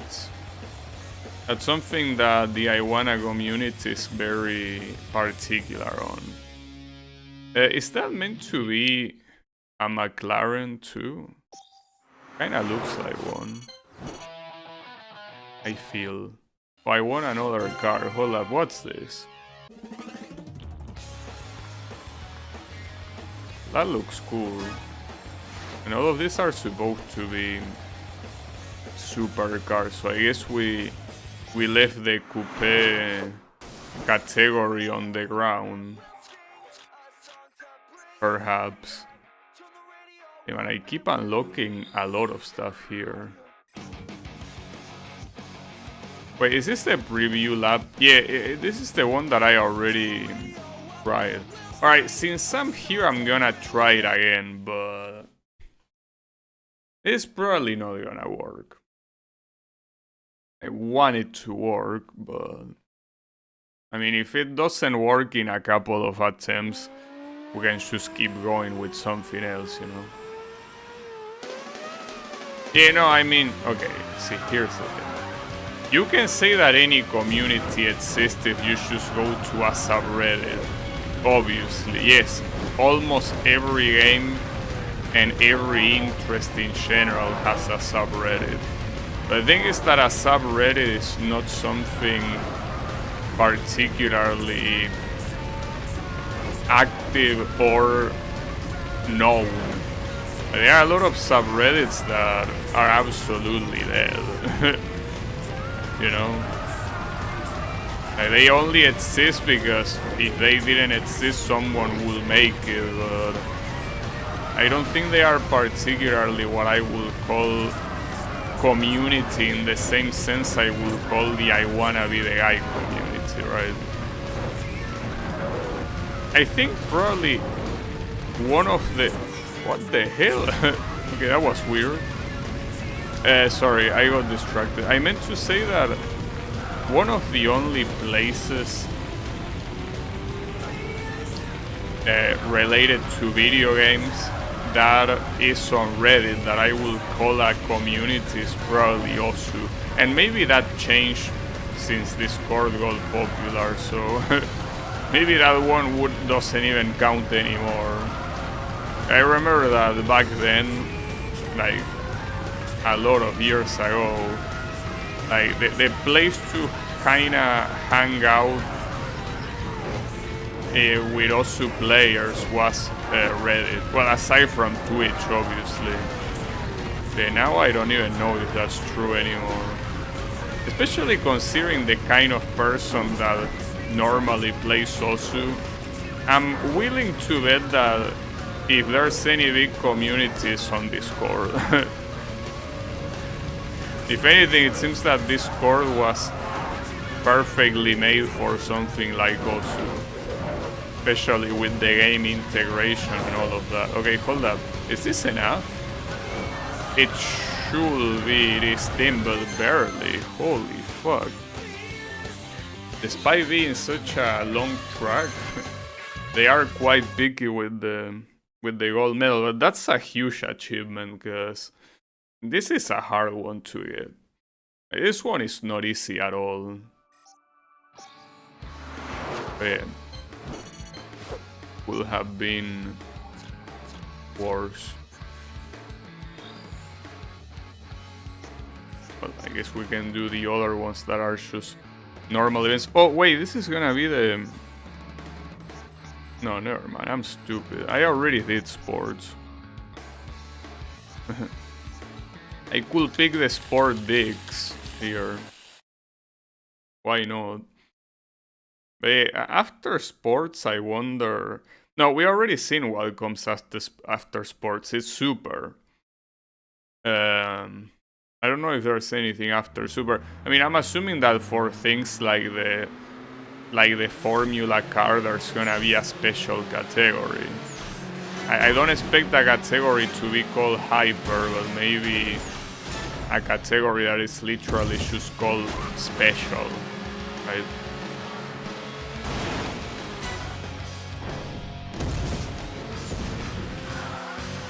Hey, I think that overall,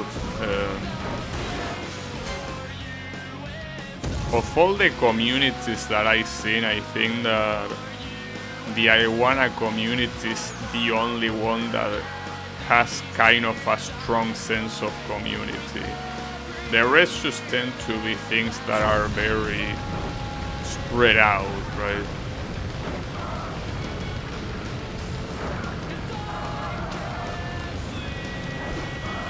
I mean, even something as niche as shoot 'em ups, you have people that are from completely different places, and that's mostly because a lot of them are insufferable.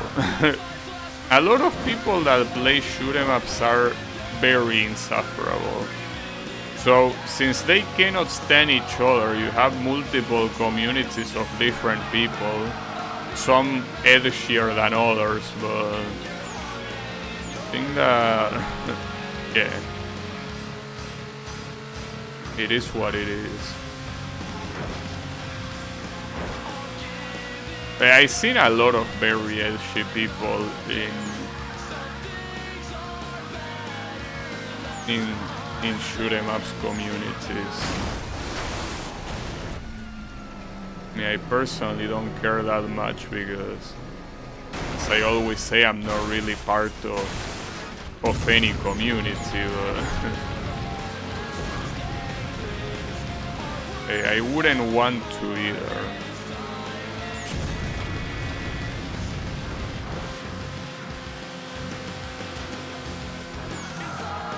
I mean, I don't mind someone being edgy, but the problem is when someone is edgy and not funny. And that kinda describes the people that I see in some shoot 'em ups community. It's just basically edgy for the sake of being edgy. Like, for no rhyme or reason.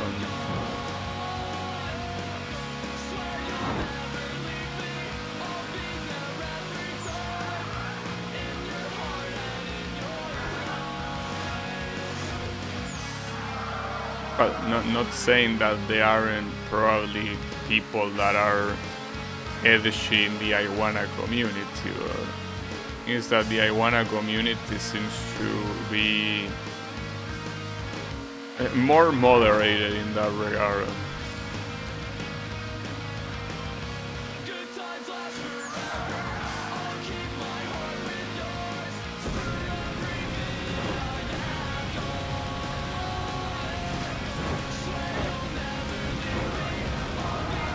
Well, and another thing that also helps with the Iguana community is that despite being people that obviously prefer needles, some other prefer adventure and some other prefer avoidances, for the most part anyone that is in the Iguana community tends to be okay with almost any sort of fun game, right? With shoot 'em ups, you have people that constantly make fun of certain shoot 'em ups for being of a specific type, right? Well, not to mention the amount of people that just cannot withstand the existence of Toho in the shoot 'em up community. But it doesn't even end there. There are people that talk shit about Cave, that talk shit about games that they call dad shit because they are old and have a lot of old mechanics as well. So there is a lot of division even in something that is extremely niche. It's kinda like fighting games, but the difference with fighting games is that as much as some people say, there is not such a thing as a fighting game community. What you have is communities for different fighting games. So obviously you have a lot of edgy, salty and shitty people in fighting game communities, but for the most part they all follow a single game. Like, you have the Street Fighter players, you have Tekken players, you have, you know, the SNK players, and some of them overlap, but for the most part they are all in their own place, which completely hurts the most niche fighting games, of course, but for something like Street Fighter, it's not a problem because there are simply that many people playing it, right? From what I've seen, the only people who are very edgy in the community anymore usually get banned due to doing something else like spamming the server. Oh, you mean in Iguana be the guy? Yeah. I mean, I more or less seen that it's a very self-regulated community. So in that regard, I guess that it's not a problem. Also, you know, have you realized that there is no more targets for points or takedown? So it seems that all of the cards that I could have unlocked with that have already been unlocked. So the only unlocks that you can get are by doing other things. Yeah, I don't mind. No one better talk shit about my goat Galaga. Well, I remember actually when the only time that I streamed Galaga, well, on stream obviously, I remember seeing people in the chat saying, well, not people, one person in the chat saying something like, you know, this is what a shoot 'em up is, not like shit like Toho, right? And it's like, dude, was that necessary? Was that comment really necessary? You know that nobody plays shoot 'em ups anymore. What need do you have of being an elitist in a genre that is dead? Like, what are you doing? For example, I talk a lot of shit about Battle Galaga, and I think it's a shitty, overrated game. But the thing is that, you know, It's not like I go to someone's stream to, you know, talk shit about it. I exclusively talk shit about it on my stream. Because, you know, it's simply the way that anything that's on my stream is what I think of, right? And well, obviously, in other places, what I say, it's also what I think of. It's just that in other places, people don't necessarily need or want to listen to that. The same way that I mentioned this comment, this unnecessary shout to Toho. I don't even remember if they mentioned Toho. Maybe they mentioned something else. I'm just saying Toho because it's the first thing that comes to mind. But yeah, the thing is that your genre is already dead enough as it is. There is no need to you know, to make it even more niche. But yeah, it's whatever. I think that shoot 'em up players are, a lot of them are not very right in the head. Well, I'm not very right in the head either, and so that's a perfect example. But yeah. I think that when in doubt, stay away from shoot 'em up players. It tends to be a bad idea. Usually. Not always, but you should be cautious. Is someone playing a real game and not Forza Horizon? I know, right? You know that I never played a single Forza Horizon game. Not like I can, because emulating it apparently is impossible. Well, actually no. Forza Horizon, I'm pretty sure the first one is from Xbox 360. I think it's actually something that you can emulate. But I refuse to play any Forza game if I cannot play the first one. And I apparently cannot play the first one, because it's locking the original Xbox and the emulator is beyond trash. So yeah. Unfortunately, Forza, much as I wanna play it, seems like it won't happen anytime soon. Don't get me wrong, I also seen a lot of like arcade racing watchers / players also unnecessarily talk shit about some other stuff. Wait, this is not gonna be enough. No!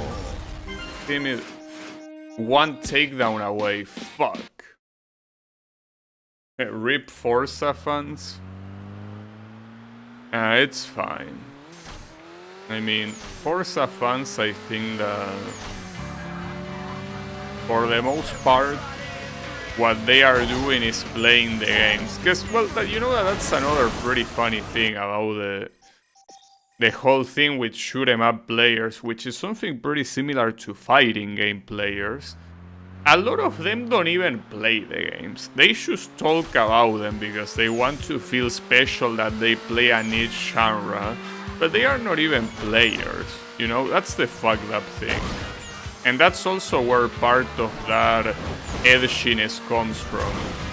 You have people that talk shit even though they don't even play. So it's even easier for them to talk shit because in reality they are not invested. So yeah, of course they are gonna talk shit about something they don't care about. But yeah, on the other hand, Forza fans, I'm pretty sure that they are busy playing the games. You know? Forza fans are just busy, you know, running around. Oh, we have Yami here then. Someone actually felt called out. I wasn't talking about you though. If you're talking about the Galaga guy, that wasn't you. It was someone else. It was someone else that is not a regular. Someone that only appeared for Galaga and then never again. So if you think I'm calling you out, I'm not. But yeah, how is it going, Yami? Pretty cute that you felt called out. Also, how have you been going? You know that I haven't seen you in a while. I didn't even know you were still around. Hey, how are you doing?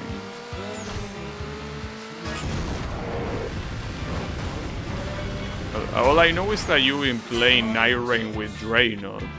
But aside from that, I haven't really seen you. Or, well, read you, to be more precise. But yeah.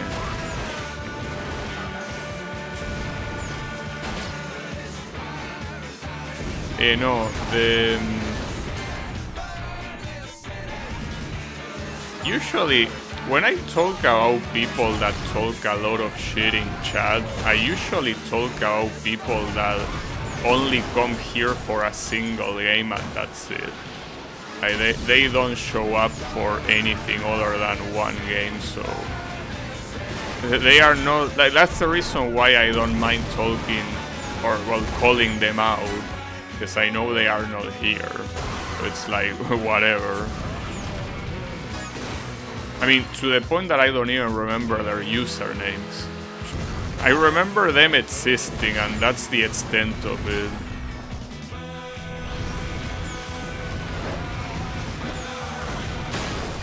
Fucking.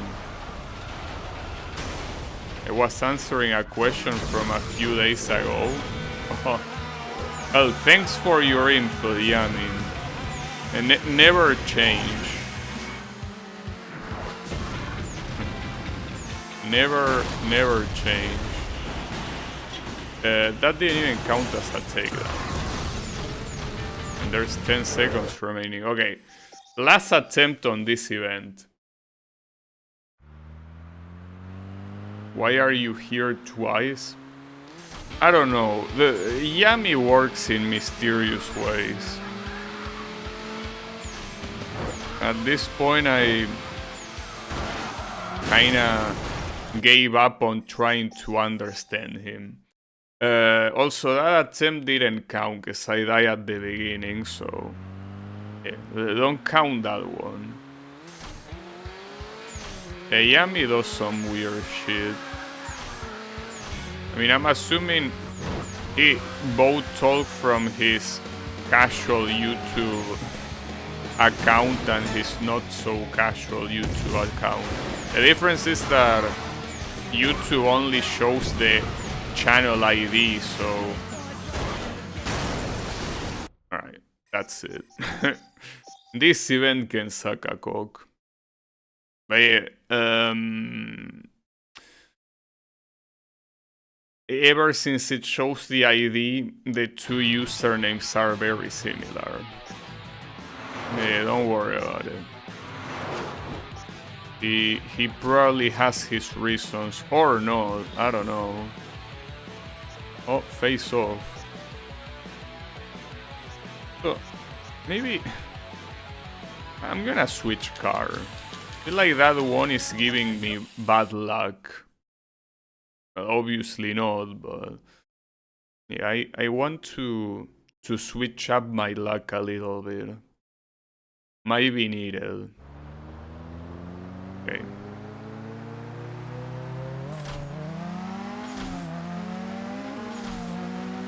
Also, this is where you unlock the Dominator one already. Isn't that a little bit too early? Also, today the majority of the events took place in Europe.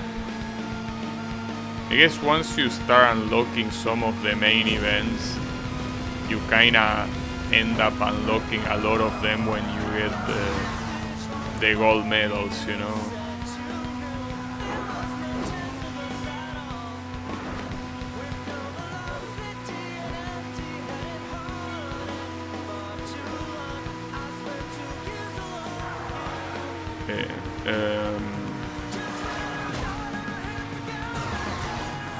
I guess regardless, this just makes me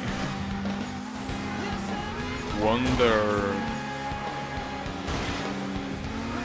when I'll play a shoot 'em up next, or an I wanna be the guy game next. It's hard to tell. The thing is that I don't really feel like playing either. You know? Not particularly fond of either option right now.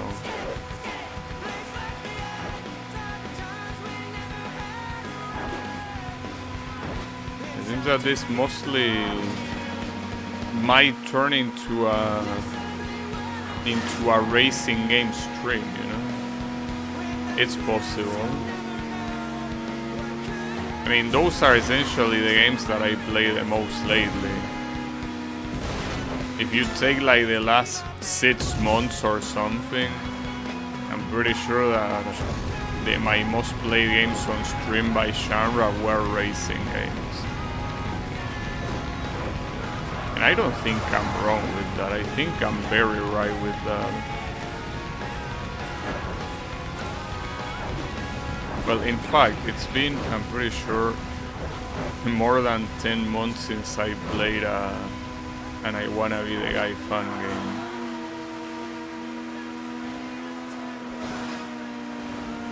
I only know a couple of fun games with racing sections on them. No, I mean, if I play a fun game, I will probably play it not for that. I mean, if I play a fun game, I already know that I'm playing a platforming game. I wouldn't want to play a fun game simply for racing.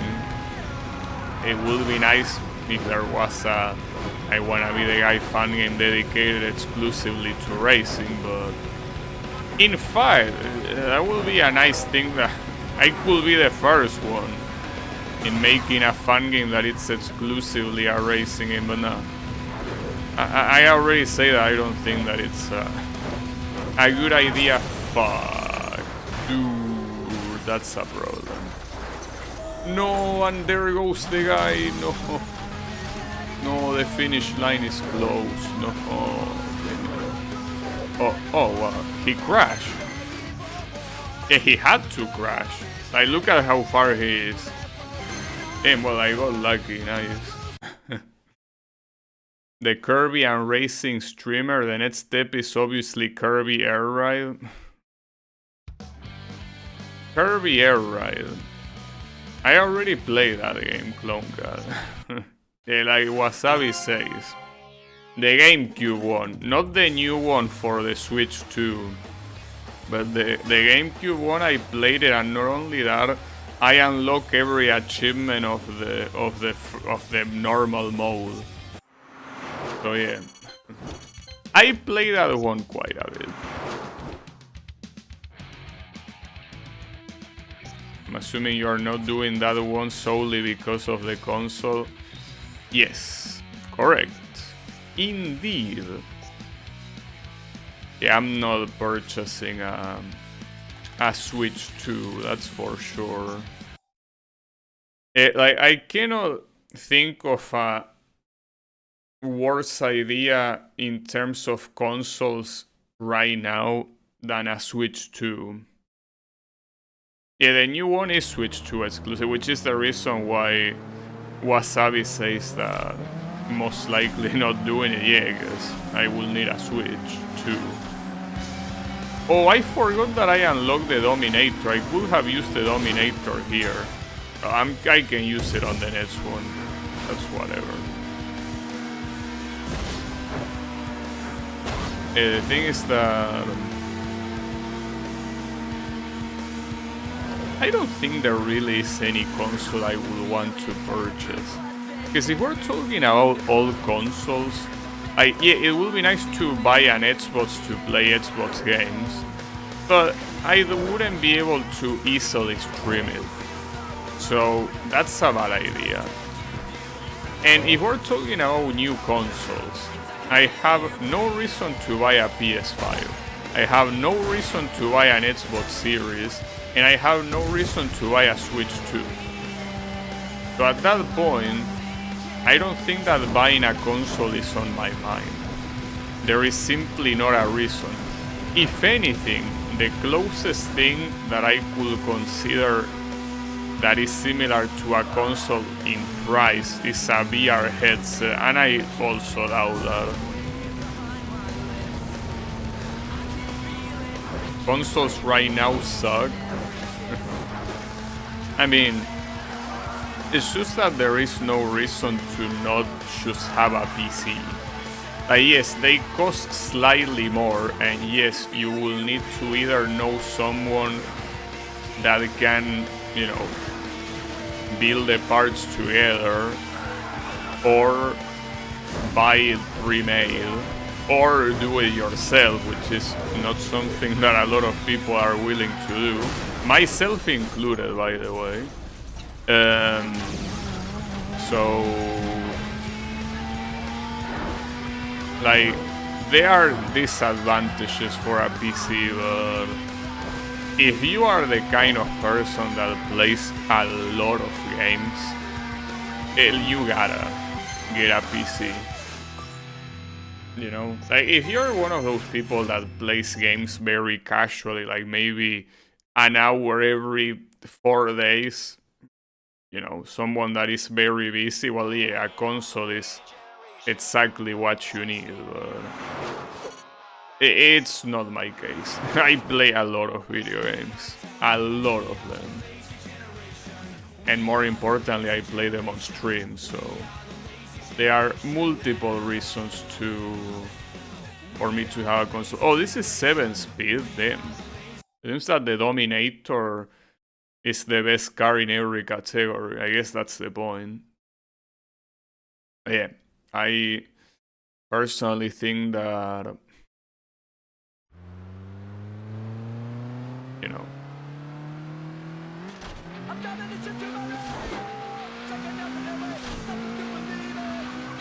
yeah, PCs are the best.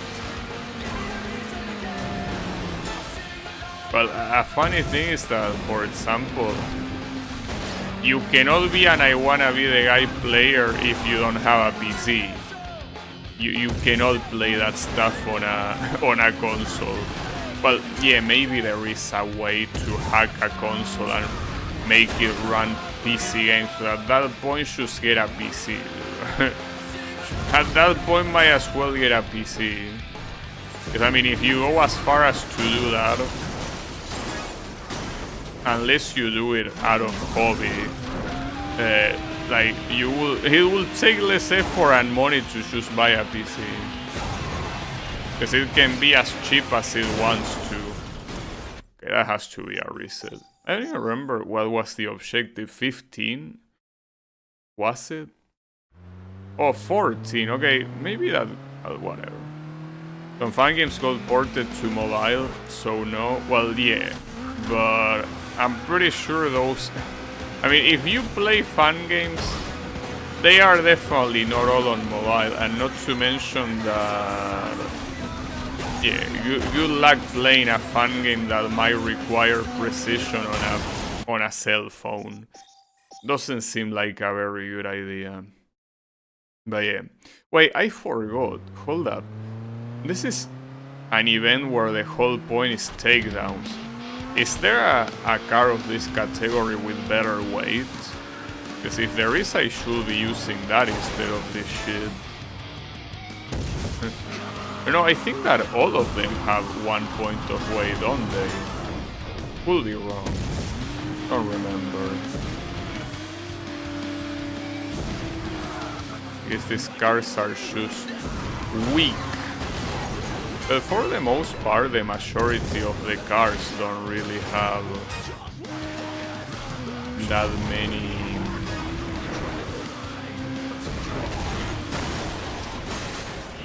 That's the third time that I crash against one of those shits.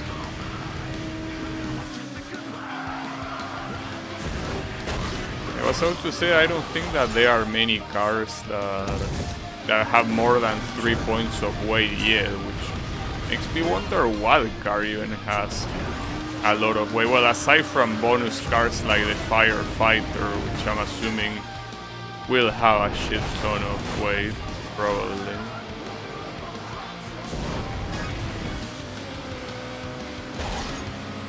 Oh, that didn't count as a takedown.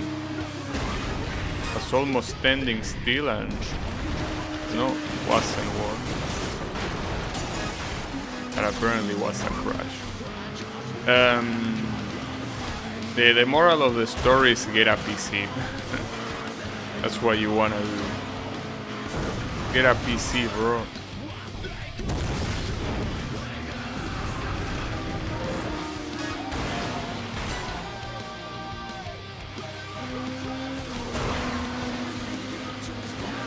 You know, it's funny that I remember that I think about it. I say that you can buy like a super cheap bad PC and essentially run any fun game. Remember that there was someone that was playing on a laptop and there were a couple of screens of my fun game that were working very slow for him. And that's because I didn't optimize the images at all. It's just that I wasn't expecting a PC to be weak enough to not be able to handle that. Yeah, there are PCs like that. I never bothered trying to optimize it though.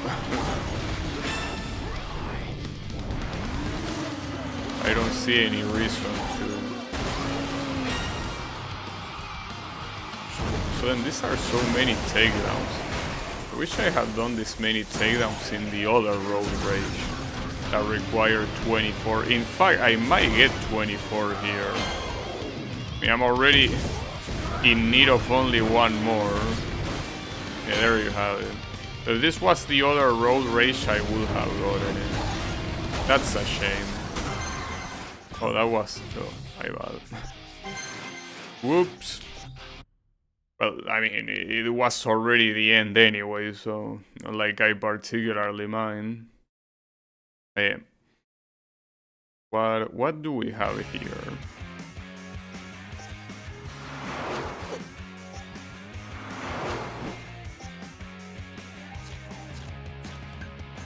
New events, like that's one thing that seems to be very common on. Wait, hold up! I wanted to check the weight. Wait, no. See, all of the ones available right now only have 1 pound of weight, so I guess that all the sport cars kinda suck at that. Well, that's fine. I also barely done any crash events today. But I mean, I'm not the biggest fan of crash events, so this is not a bad thing. And you know, I forgot what I was out to say. I don't know.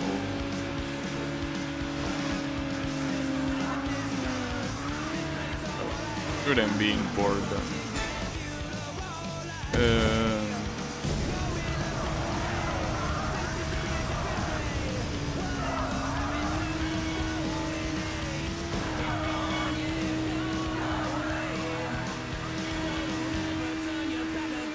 Yeah, I think that my mind just got completely blank. Like someone should swing a hypnotizer and leave my mind in a trance. It's fine, don't worry about it. Not like I need too much brain power to play this game anyways. Or any racing game for that matter. Oh, pretty nice of you. See, this guy tried to wake me up. Pretty nice of you. We definitely have to wake up at this rate. I'm getting absolutely fucked.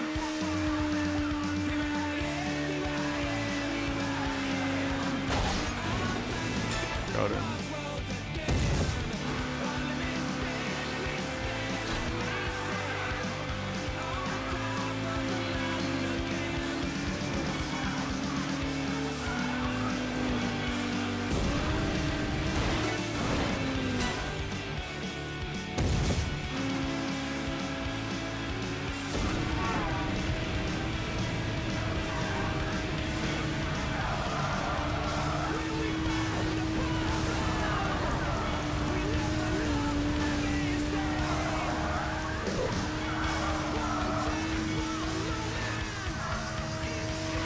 I guess one thing that I thought about since is that today I focused so much on Europe.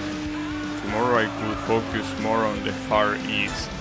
I think also another problem of not really having a clear order in which to beat the events is that you will have a lot of events that are probably very, like, they are intended to be played earlier, but you don't, and you play them later, and essentially they make you play with a slower category than the one that you are currently using, right? I mean, I guess today I should have switched to a lot of the other locations, but I didn't. So I guess, as I say, tomorrow I could focus more on Far East, and then whatever is remaining, because at some point there are gonna be a lot of events already done. Oops. Unfortunately here the impact time is very rarely something worth using at all. For the most part, you're not gonna hit anyone. You're most likely only gonna hit the ones that you were already gonna hit regardless, you know?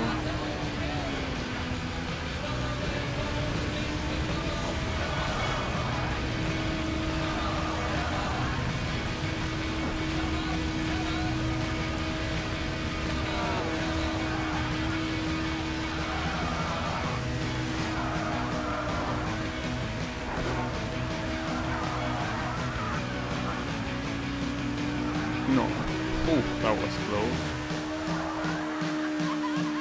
Seems that we're gonna be going into the final lap. And apparently this is the final event of this location, so am I gonna get any bonus for that? Maybe no. Would be nice though. I don't think we're getting anything, because I think that I already completed some other locations and don't really get anything. But maybe I'm wrong. Maybe I actually didn't complete any location. But only one way to find out, and that requires me to not lose this. I gotta be especially careful.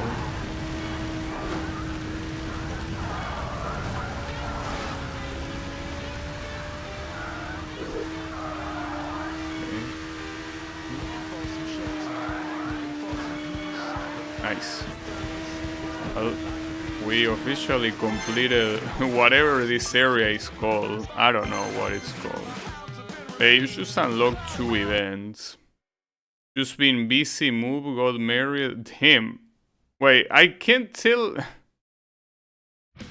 I cannot tell if you're joking or not. Yes, you know that you like to joke about a lot of things, and I can never tell when you're serious. But if you are serious, congratulations on, well, both moving and marrying, but I cannot tell if you are. You are so rarely serious that I just cannot cannot tell. But if it is, then congrats, of course. He's gonna say yes, then say no on his other account. Hey, don't give him ideas, okay? Yeah, he will be capable of doing that. Yeah, no. Stop giving him ideas.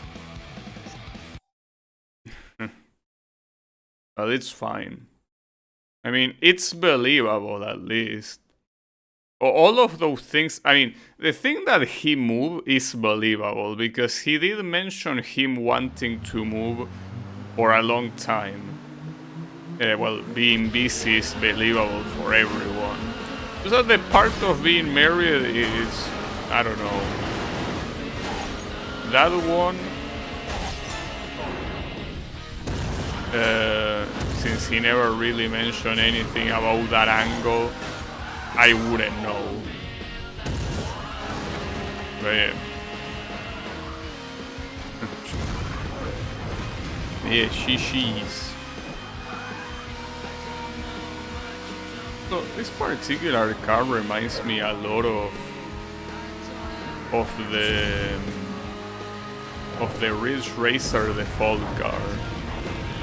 Probably not meant to be that, but it really reminds me of it. The one from the first game.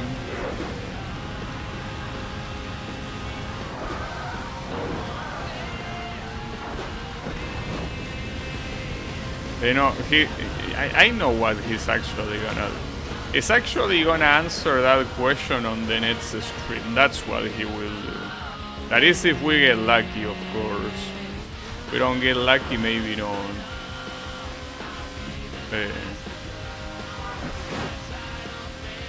That's fine.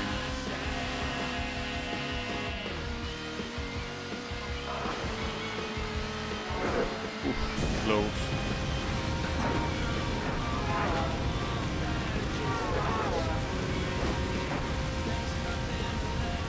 For all you know, Wasabi, maybe Yami became your neighbor. Pretty sure that when he was talking about moving, he implied that the destination will be the USA. I mean, the USA is such a gigantic country that saying that you move to the USA is kind of like saying that you are moving to Europe. Good luck guessing which country. I'm just moving to Europe, bro. Oh, yeah. I personally wouldn't move to Europe, though. I don't think there is a single European country I like enough to consider moving. But yeah.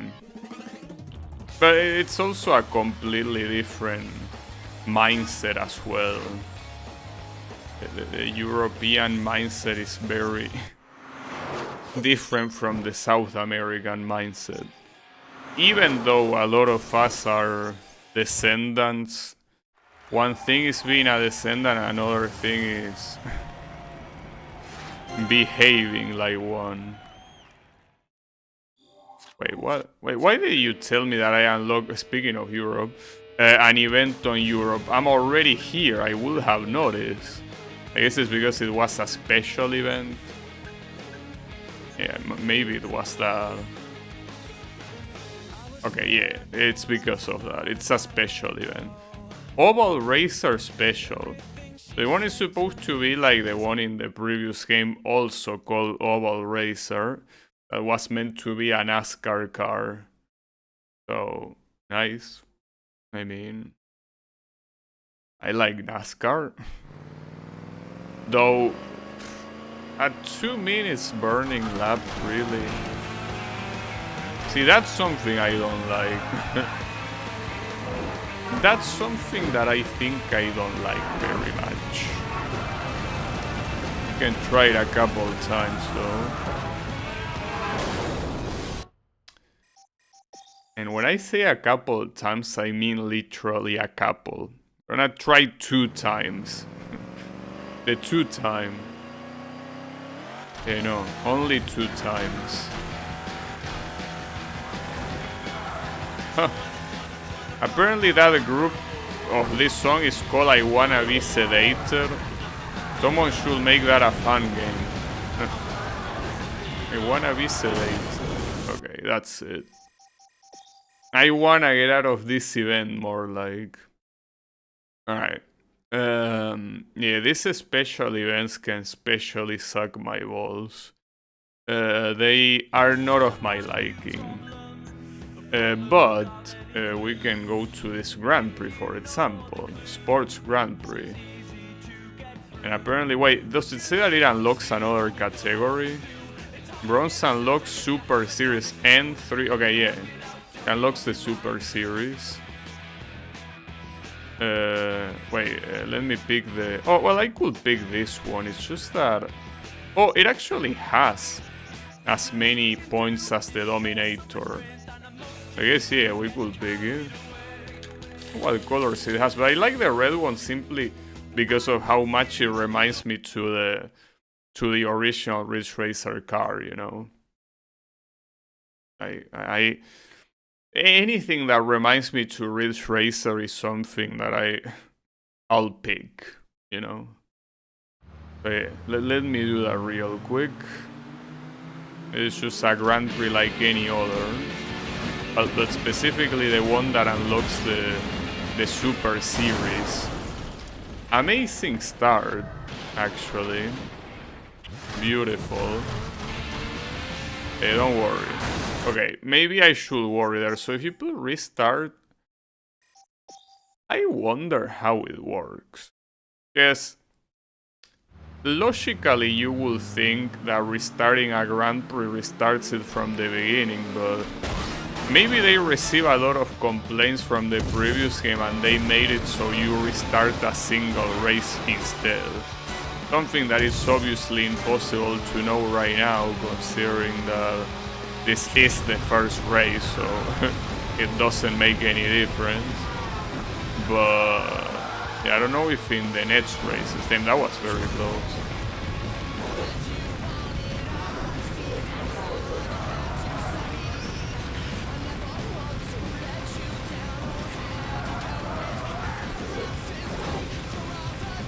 And you know, I really have to join the 3DS emulator Discord and start telling them to see if they can fit Ridge Racer 3D. I really want to play that game, but I can't, because the emulator is not enough. And maybe, I don't know, it could be something that only requires changing a setting and that's it, but the only ones that will know are the people that are used to testing games or even, you know, developing the emulator.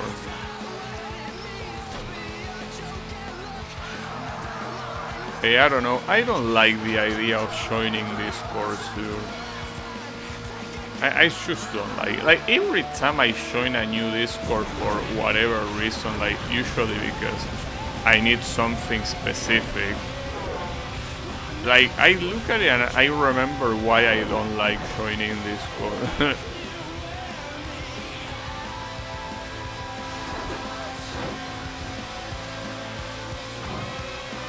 It's just that, like any community,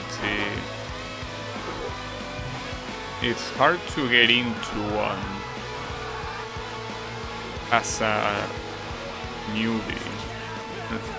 Doesn't help that Discord also has a specific indicator that shows that you are new.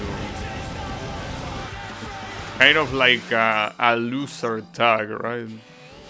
Pretty fucked up. It's the way it works. Hey, I don't like it. I don't like it. But it is what it is. I mean, if I want to play that game, it's either that or waiting, but well, I will have to wait regardless, but guess I could maybe speed up the process, or maybe, you know.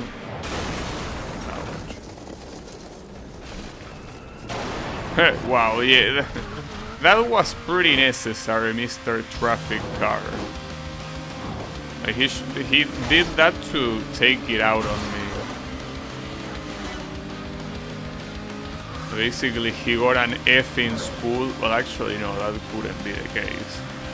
If you are still in school, you probably shouldn't be driving. So yeah, no, that was a bad example. If anyone, or especially a whole server, takes the new user sign as a loser tag, it's not worth joining in. No, I'm not saying that there are servers that use that as a loser tag. It's just that I'm saying that Discord doesn't really help you by marking you as a new user, I think. Like, if anything, it's as I say, it's like giving someone a loser tag. Of course, the way everyone interprets it's whatever, but think about it this way. You're from an emulator Discord, right? Like, you have your own ideas, your own interest in the emulator, and then all of a sudden a new guy out of nowhere comes and starts essentially asking for tech support. Though that's not really what I plan to do. I simply plan to first report it and then see if there is any workaround or not, or if it's just waiting until it gets fixed. But it feels like it's something that it probably wouldn't clash very well, you know, especially when you are new.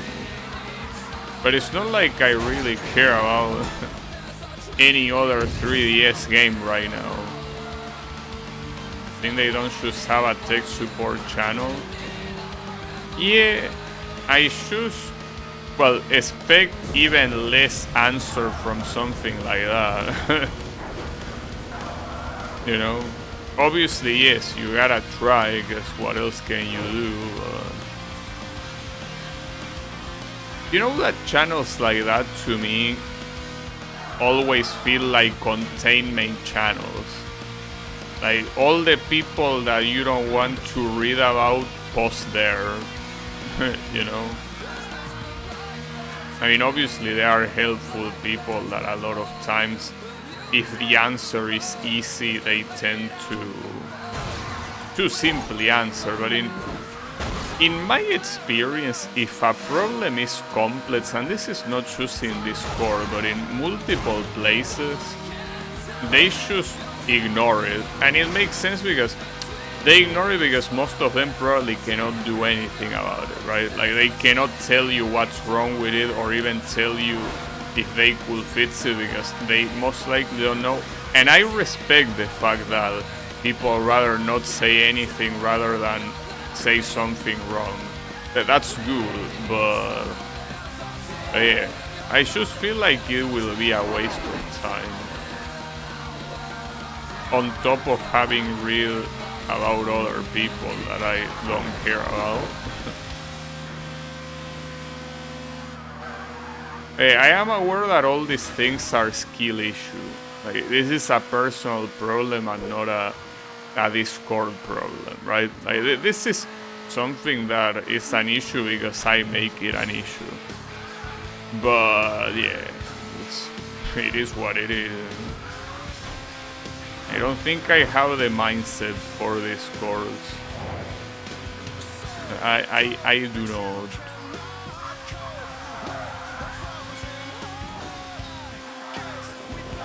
I mean, you can even say that about my own Discord server. I'm not even that active. I should say, fuck. I mean, I always think that's an obstacle, but it isn't. Anyways, I was about to say, outside of saying what I'm gonna play and maybe answering something, I'm not even that active on my Discord. So I think I'm just not cut out for Discord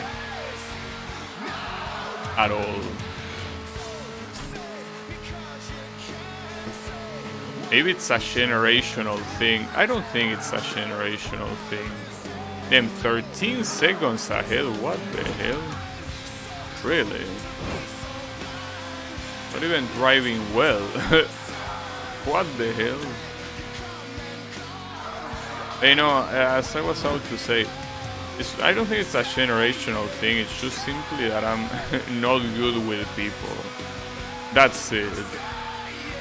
I'm simply not good with people. The way I get triggered easily, the way I cannot really, you know, have too many interesting things to say or caring about what other people say. It's just a personal thing. It just happens. But yeah, skill issue, as I say. It's a skill like any other. Being social, you know, just like steering in these corners, dodging the traffic, taking down the opponents, just like any of that. Being social is also a skill that I'm not very good at, but it is what it is. It happens. And the whole point of a place like Discord is that, you know. Really. Also, with the whole smoke when you crash, I can barely even tell where these guys are. That's part of the main problem. Regardless of the thing that the camera doesn't help you aim or whatever, there is an opponent that is approaching, so you can do one of those takedowns after you are taken down. Regardless of that, the smoke doesn't help either. Uh-oh. It was too late to steer to the left. And now I'm gonna be so far behind. God damn it. There's not much you can do now. At least it's very early in the race, but at least I can score a takedown and stop crashing. I won't be able to reach anyone.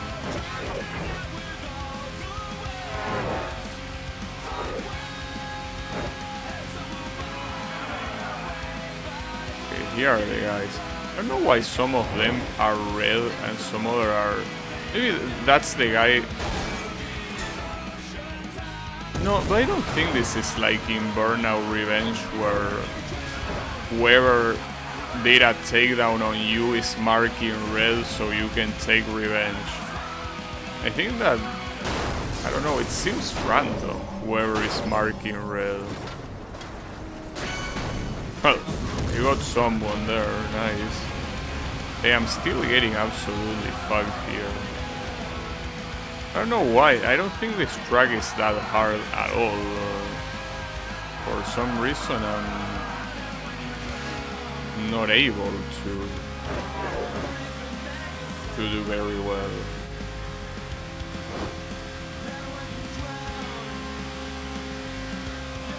I'm not even sure how far the opponents are, but okay. The fourth place is right there. About the rest. The fourth is gone.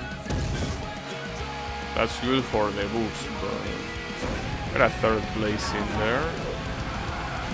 But at least by getting third, I'm pretty sure that I guarantee winning the championship. And since there are no individual gold medals for the races inside of the Grand Prix, then it doesn't really matter if I don't win them all. That being said, it would still be nice to win, but it seems that the second and the first place are... Okay, I didn't crash. Yeah, I'm 5 seconds behind. Okay, something tells me that third place might be the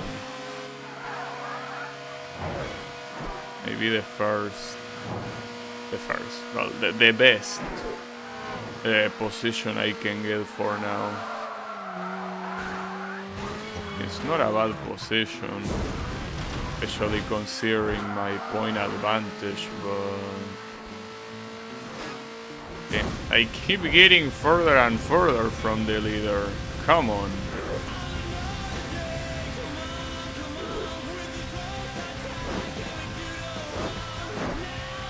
I think that there isn't much you can do to get closer. Apparently I am getting closer. I'm already seeing one of them, the second place. But the first place might be still pretty far. Oh, someone wants to play, huh? Well, I won't. More interested out of the first place right now.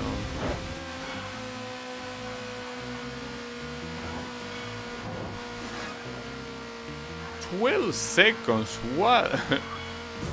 Where did he get that? Unless the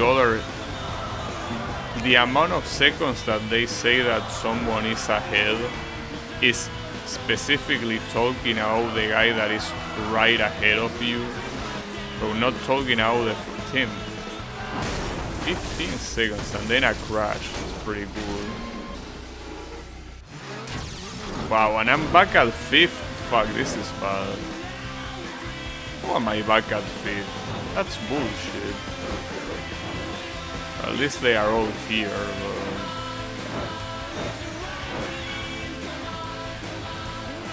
I mean, everyone is here except for the first place. The first place went in 19 seconds. That's crazy. I don't know what's going on with the first place, but at least this will be a good way to know how much it matters to... I still think it doesn't matter if you win every race or not. Because the only thing that it says is that, yeah, that you won shitty points and then it gives you the gold medal at the end. So, yeah, I don't think you need to win them all. I think that simply by being first place in points, it's good enough. I unlocked the Super Series. So is this supposed to be the final series? Or what? And so far I haven't seen a car in any other category, and I also haven't... I cannot possibly unlock any other car by points or by takedown, so... there might not be another normal category. That's fine by me. A lot of pretty nice looking cars. Much as I will guess which car is each one, I think that... well, this one is a Ferrari. Like, this one is definitely meant to be a Ferrari. But yeah, I don't know about the other ones. I guess I'm not that knowledgeable. Also unlock a new event in Asia, I guess. Yeah. Well, as I said, I'll focus on Europe now, but all of the other events that I unlocked were on Far East. Nothing on the USA, it doesn't even say new. Oh, and now that I think about it, here it doesn't say new either. Alright, hold up, what do we have here? So all of them here, okay, one that I don't have here, I think it's a crash event. I think it is. So this one I wasn't able to get gold, and not only that, I also gave up on getting gold. So why did I do that? How messed up is this event? I wonder. Oh, it's because, okay, you can already tell that the requirement is a little bit unrealistic. 400,000.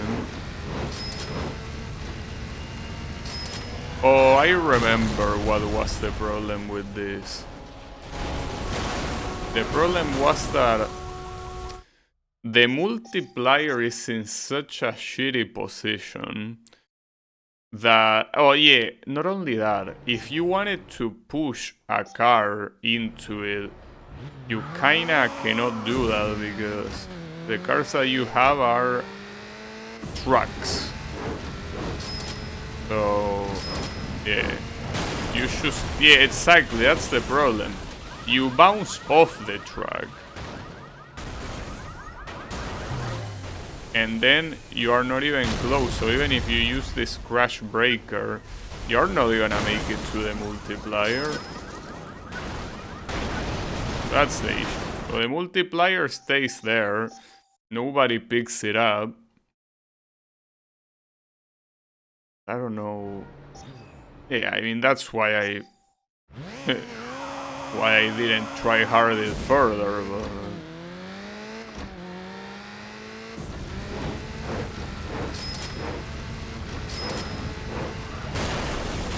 I guess ironically trying to go slower might be a better idea.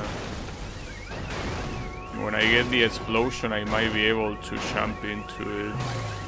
Promise that it will be nice if you let me see where I'm flying, mister. See, right there, not only you don't show me the camera, but you also don't even tell me...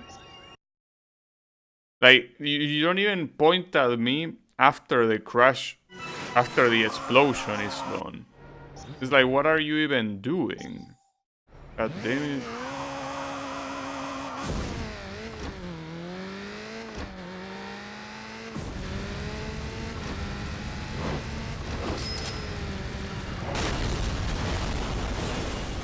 If only I could... If only I could actually manipulate the camera.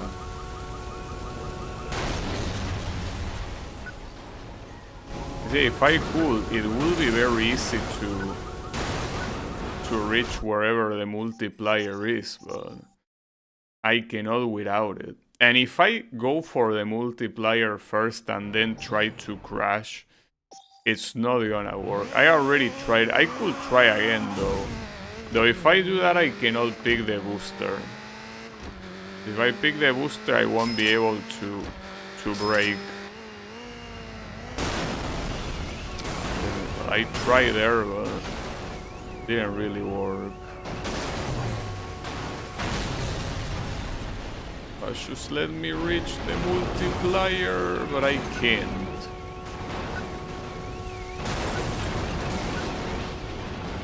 So far this is definitely the worst crash event, and coincidentally the one that so far asked for the most amount of money, so I'm not surprised at all. I just don't know what to do.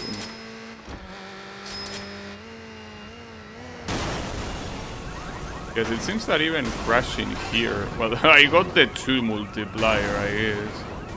The 2 is not gonna be enough. It's not gonna be enough unless you get an insane score before that. I got close to the multiplier there. Yeah, see, like, that's not even close. So you need that 4 times multiplier. Yeah, no wonder why I left this shit for later. Fucking shitty ass crash event. I'm gonna give it one more try, and if it doesn't work, it will proceed to Sakakok. Yes, it will. I promise that. No, it will Sakakok, as I said. So that might be one of the last events I'm gonna do, I guess. Differently from the ones that are a burning lab that require you to have good reflexes. This one, there really isn't much you can do about it. Okay, I have one that I haven't done here. Well, see, this is one of the hot labs. Could try it. Oh yeah, the other one with this one, well, I got the longer hot lap with this car, so maybe I can get it here too. Or maybe not, but I have hope that I might be able to do this. I mean, in fact, I was very close to doing this. I only failed right at the end. So I believe in myself. I know I can do it. How many attempts will it take? I don't know. Okay, and I also remember that that's a completely blind highway that you cannot see that car coming, so you will crash unless you expect it. So it's not just reflexes in this event. There's also memory that needs to be done. Well, needs to be done, I mean. Needs to be used.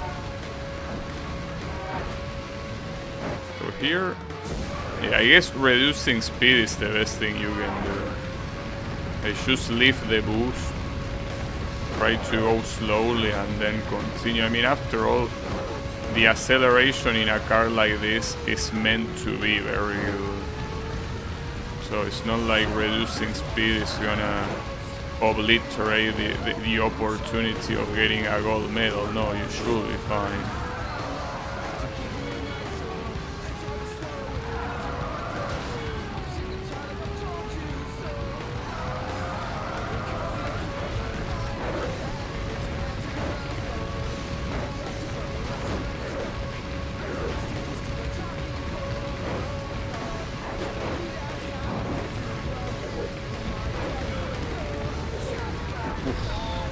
That was very close. I even dodged in real life just in case. So I remember dying at the end, which means I should be careful after this. Here. Yeah, I decided to lift. Okay, got it, nice. Whew. Good shit. I got an award, no events. I don't expect much more events to unlock here in Europe. I think that the game wants you to play on Far East here. I got Alpine postcard. Wait, so this is supposed to be the Alps? I thought this was meant to be Italy. Does Italy even have contact with the Alps? I don't think it does, right? I don't know. Whatever, so... Well, those are done. Here there is one that is not done. Oh, it's... Of course it's a special event, and this one is not about lap. So, oh yeah, this one. This is the one that I say to suck a cock, right? I mean, I remember the NASCAR car, so it most likely was that one. It's just that I told so many events today to suck a cock that I don't remember all of them. Well, there's one here. Oh, road race, yeah, this one. So, yeah, I guess that... This one, I think I was a couple of... Or, no, not even a couple. I was one takedown away from getting it, and I failed. So, yeah, I guess it makes sense.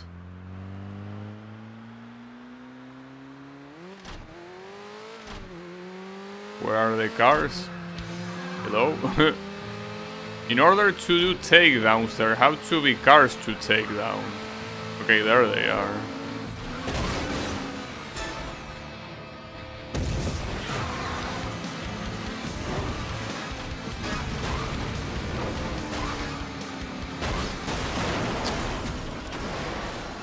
That starting badly like this is always a bad idea, because you have limited time, and the time is indeed limited, so you cannot waste it on crashes like that, because it's 24 takedowns. It's not a show. Like, there are a lot of takedowns. It's shit. That one, light off the mountain.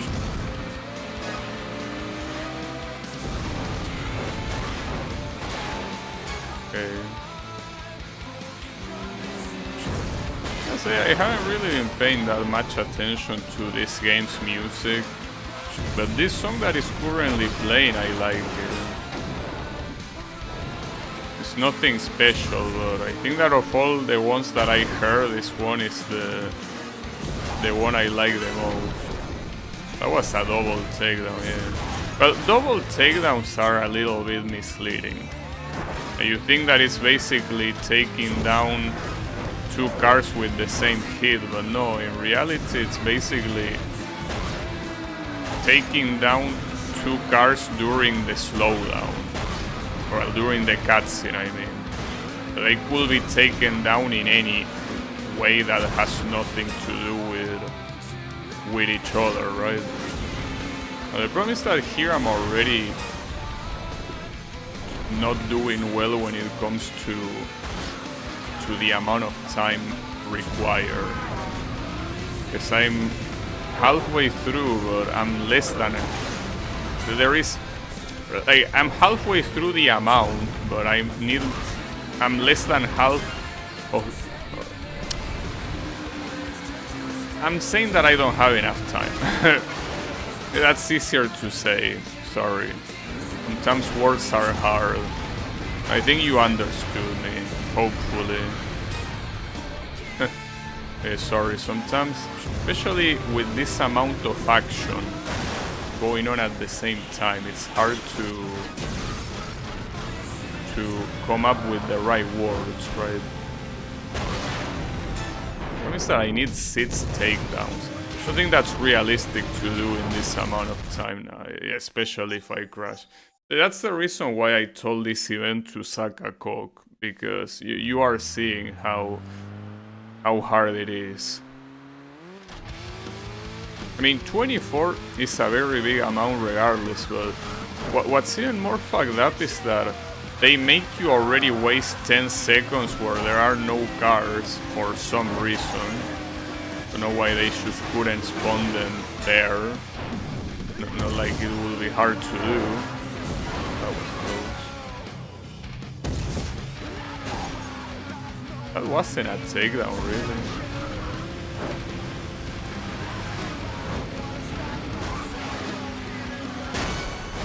Well, that counted as a takedown, at least.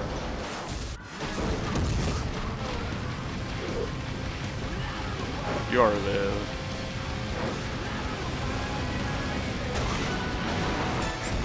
All of you. Wait, that only counted as one takedown? That was bullshit. That should have been 2. I guess it's because one of them...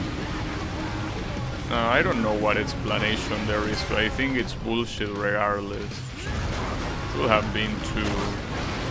Should have counted as a double takedown. Wow, nice, okay.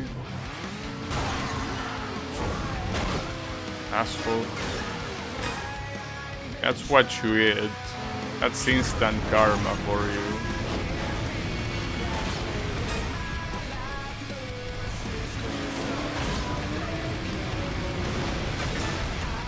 The way my car looks right now is a little bit bad. It's in a very bad state, as expected. Okay, so right now I'm halfway through in terms of amount and in terms of time, so that's good.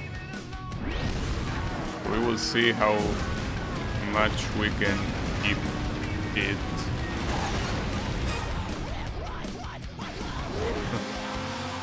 It doesn't help the intensity of an event like this and this song going on in the background. I didn't count as a takedown. I don't know why you even tell me that someone avenged. Actually, how could they even avenge a takedown? These are all supposed to be different cars, aren't they? Are you just admitting that they are just reusing the same cars? Unbelievable. Where is my illusion? You're telling me all these cars are the same that are just respawning instead of all different cars? Well, I mean, I guess it's obvious to see when you can only see a couple of cars and that's it. there was absolutely nothing I could have done there. Like, that one was impossible to escape. Oh, and damage critical already. That's also another problem of having such a high takedown objective that... Wait, one more takedown, really? So it was 20, it wasn't 24.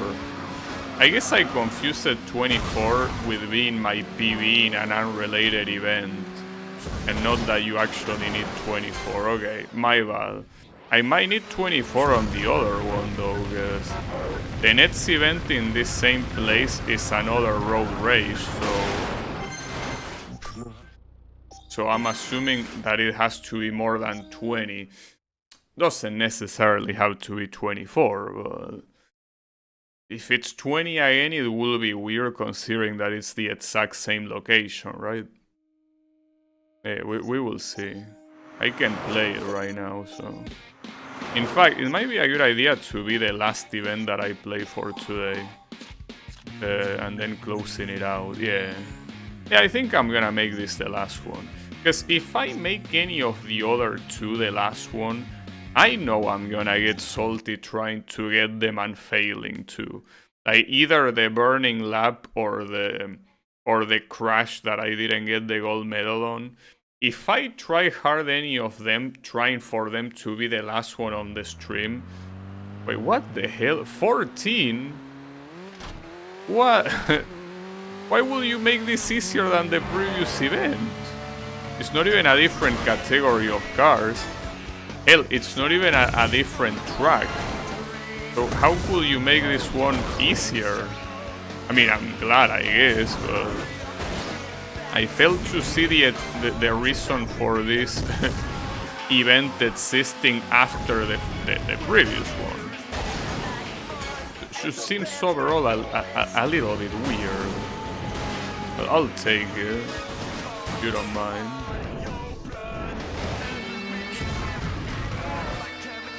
Well, I thought that perhaps this event will present more of a resistance, but if it's gonna be like this, I don't think I should worry at all, in which case I could attempt one of the other two. I think that if I attempt any of them, it will be the time trial, but the problem is that it was 2 minutes.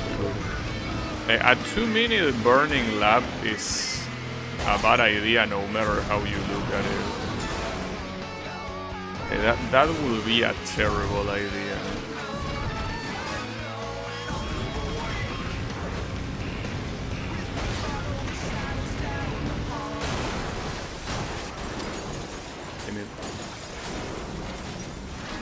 Hey, what was the objective here? 14, right? Ironically, I'm halfway through. Even though I'm also halfway through the time. Which makes the previous run look like a miracle with how bad this one is. Get on.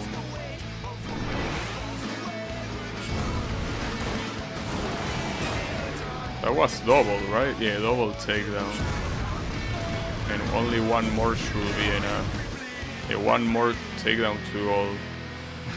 I don't think you need to capitalize every letter.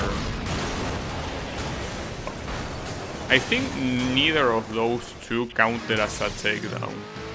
Yeah, that's the one thing that I noticed about this game, that at least compared to Burnout Revenge, it's quite different. In Burnout Revenge, I'm pretty sure those two would have counted as takedowns. But yeah, I mean, it's whatever. I don't need any other one right now, I already have gold. Wait, did I fall? Oh, I fell through the floor, nice. I basically achieved destroying not just my car, but the game's physics. That's nice. I don't know what the odds of that are, though. I would assume that a lot of off-track stuff doesn't even have a hitbox. So maybe it's more common than I realize. It's hard to tell, of course. It's not like you're gonna be crashing against every place simply to see if it has a hitbox or not. It say damage critical at the end. It would be nice though if you had a way to look at the amount of health you have, because it's not something that deteriorates only with crashes. It deteriorates with regular hits, you know. But I unlocked 2 new events. Are they gonna be in Europe, I wonder? First big rig takedown. No, that's not the first one. I already had one. Unless it was an event I restarted and that's why it didn't count. That's actually a possibility. There might be events that I restarted that... Oh, and I unlock an event on the USA, okay.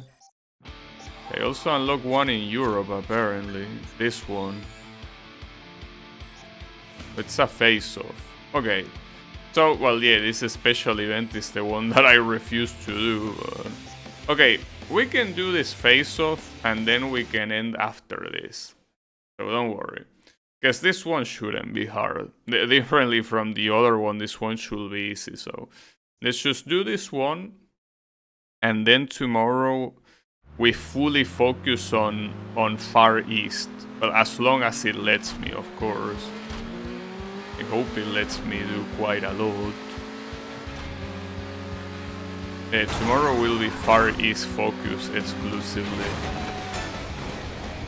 And when after that it will have to be more mids. So I don't know how the unlocks after that are gonna even look like. Hard to tell.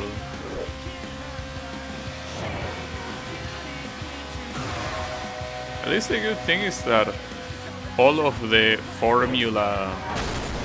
That the guy changed his trajectory at the very end, dude. What was I supposed to guess? Okay, we're gonna restart. I was about to say, I'm glad that I was at least able to get a gold in the 2... Well, 2 or 3, I think it was 2 formula events that there were, so... That's nice.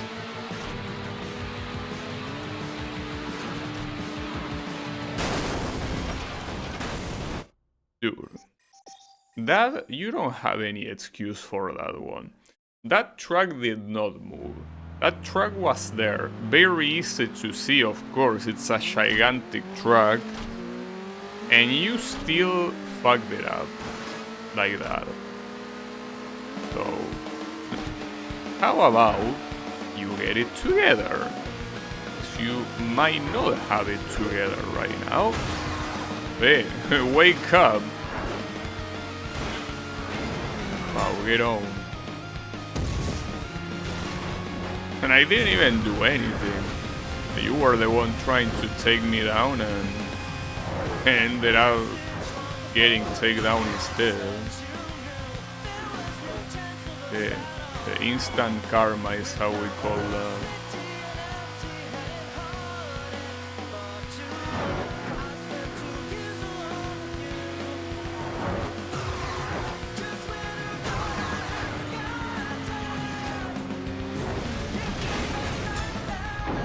This guy is just essentially killing himself.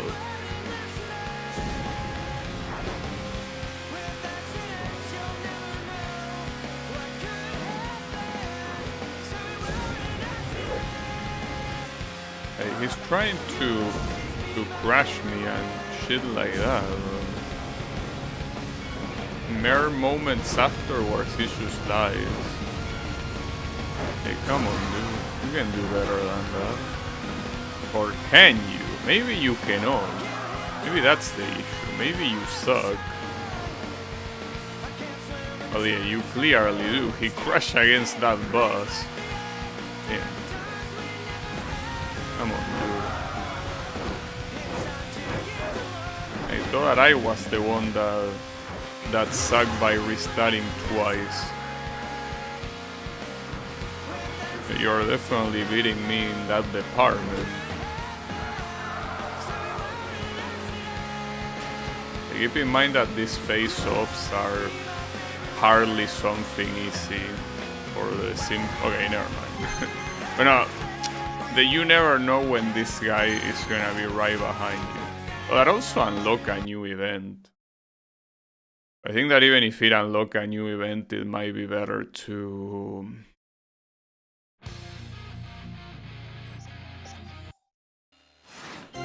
do not do it today. It depends on which one it is. Is this the prototype? No, it's modified sports. But it looks pretty cool, especially with that color. So, which event did I unlock here?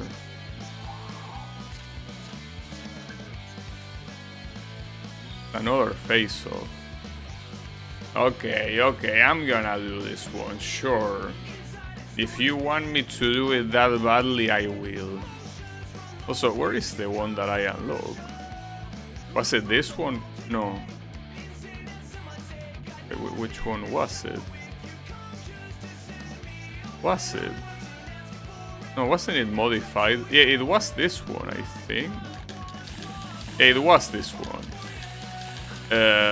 Well, the interesting thing is that it has a lot of weight, but... in fact, it's the only one so far that has 3 points of weight, but... in a head-to-head, wouldn't it be better to instead have speed? But I don't think it's that important. Let's just get into it.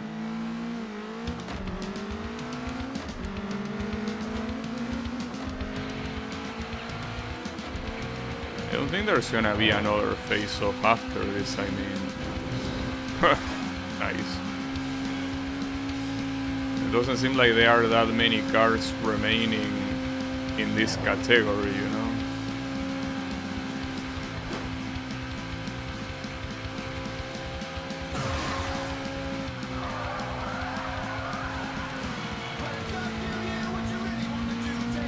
Wait, this is only one lap, I just realized. Does that mean that this is a long track? I mean, it might be one of the long ones. Wasn't there an event that was only one lap that took like 5 minutes to be completed? Maybe it was this one. Hopefully not, though. Oh, hit shit. It got absorbed by the trees. Now, something that I noticed about this car is that the drift it has is very bad. And that's something that you cannot tell simply by looking at the stats, since handling is not a stat for whatever reason. Ah, come on, dude.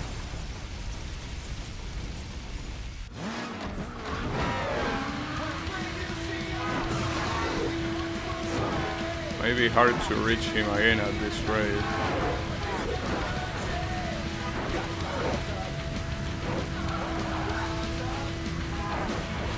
It seems that for whatever reason I'm building a lot of boost with this car.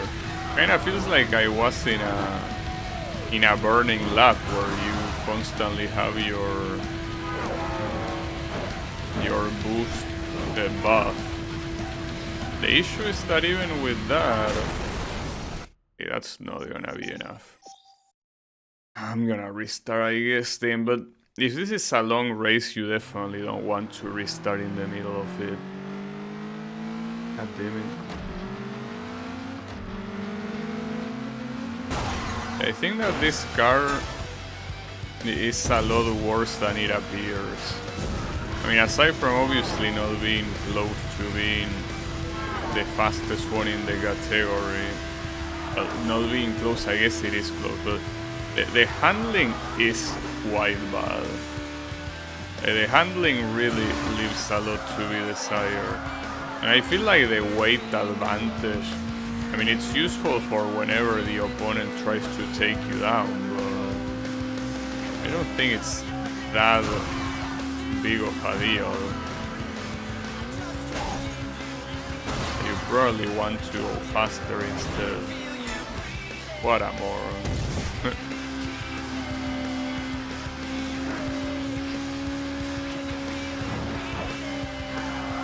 The worst part about this car is the drift.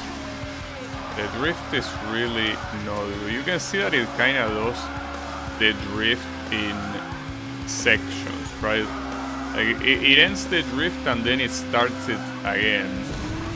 And that's absolutely terrible. In fact, I don't think any other car did that. I don't know why this one wants to do that. I don't know why you want to feel special enough to do that.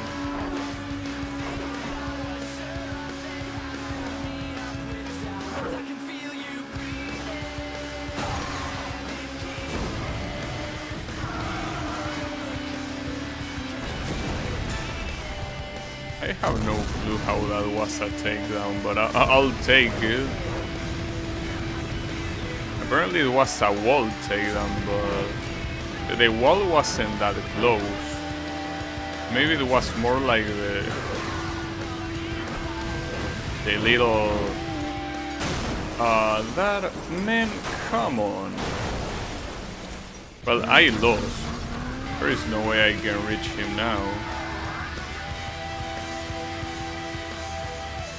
In cases like this that you are barely allowed to be overtaken, and it seems that here they simply cannot be reached, like you gotta say goodbye.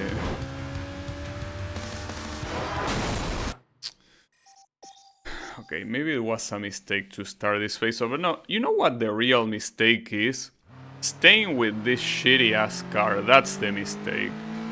Get it out of here. Let me pick a good one. Well, in fact, let me pick the one that I've been using in all these previous races. This one is worthless. Like the driving, well, the handling, sorry, it's very bad. Okay, let me do that. Wait, was it this one? It's still marked as new, I guess. No, let me pick this one. Forget about the weight. Well, in fact, I guess the weight also implies what the handling is gonna be. So something with a lot of weight most likely has worse handling than something with little weight. So this one, since it's the least amount of weight that you can have, it probably will have the best handling possible. Okay, let me just do it with this one. We should be fine.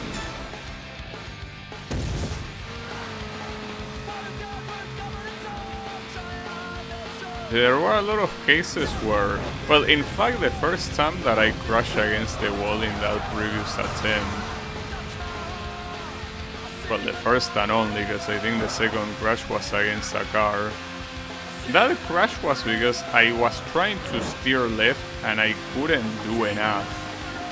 Like, the car simply refused to steer enough.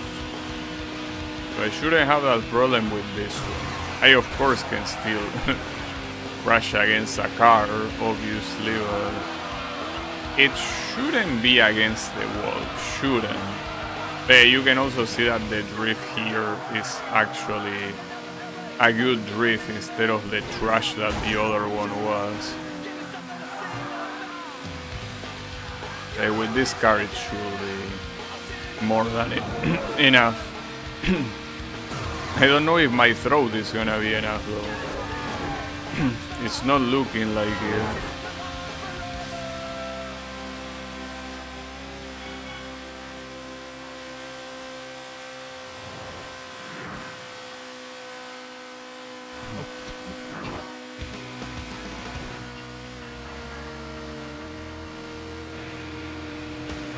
Oh, he's there.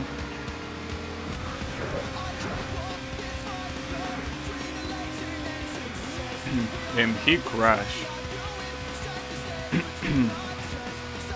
What a moron.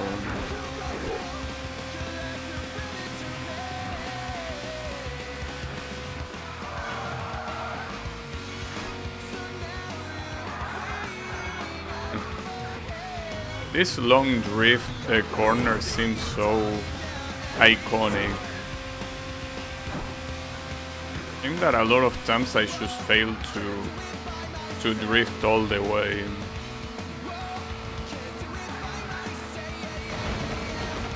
So he's pretty close, but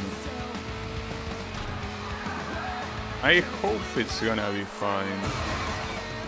It's not like there's much I can do.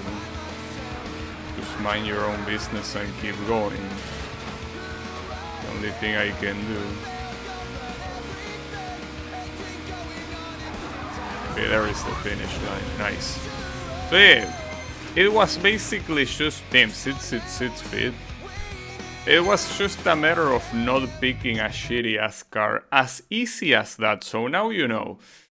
If a car, well, I'm pretty sure it was obvious to a lot of people. But if you have a lot of weight, or if you have more weight, your handling is probably gonna be worse.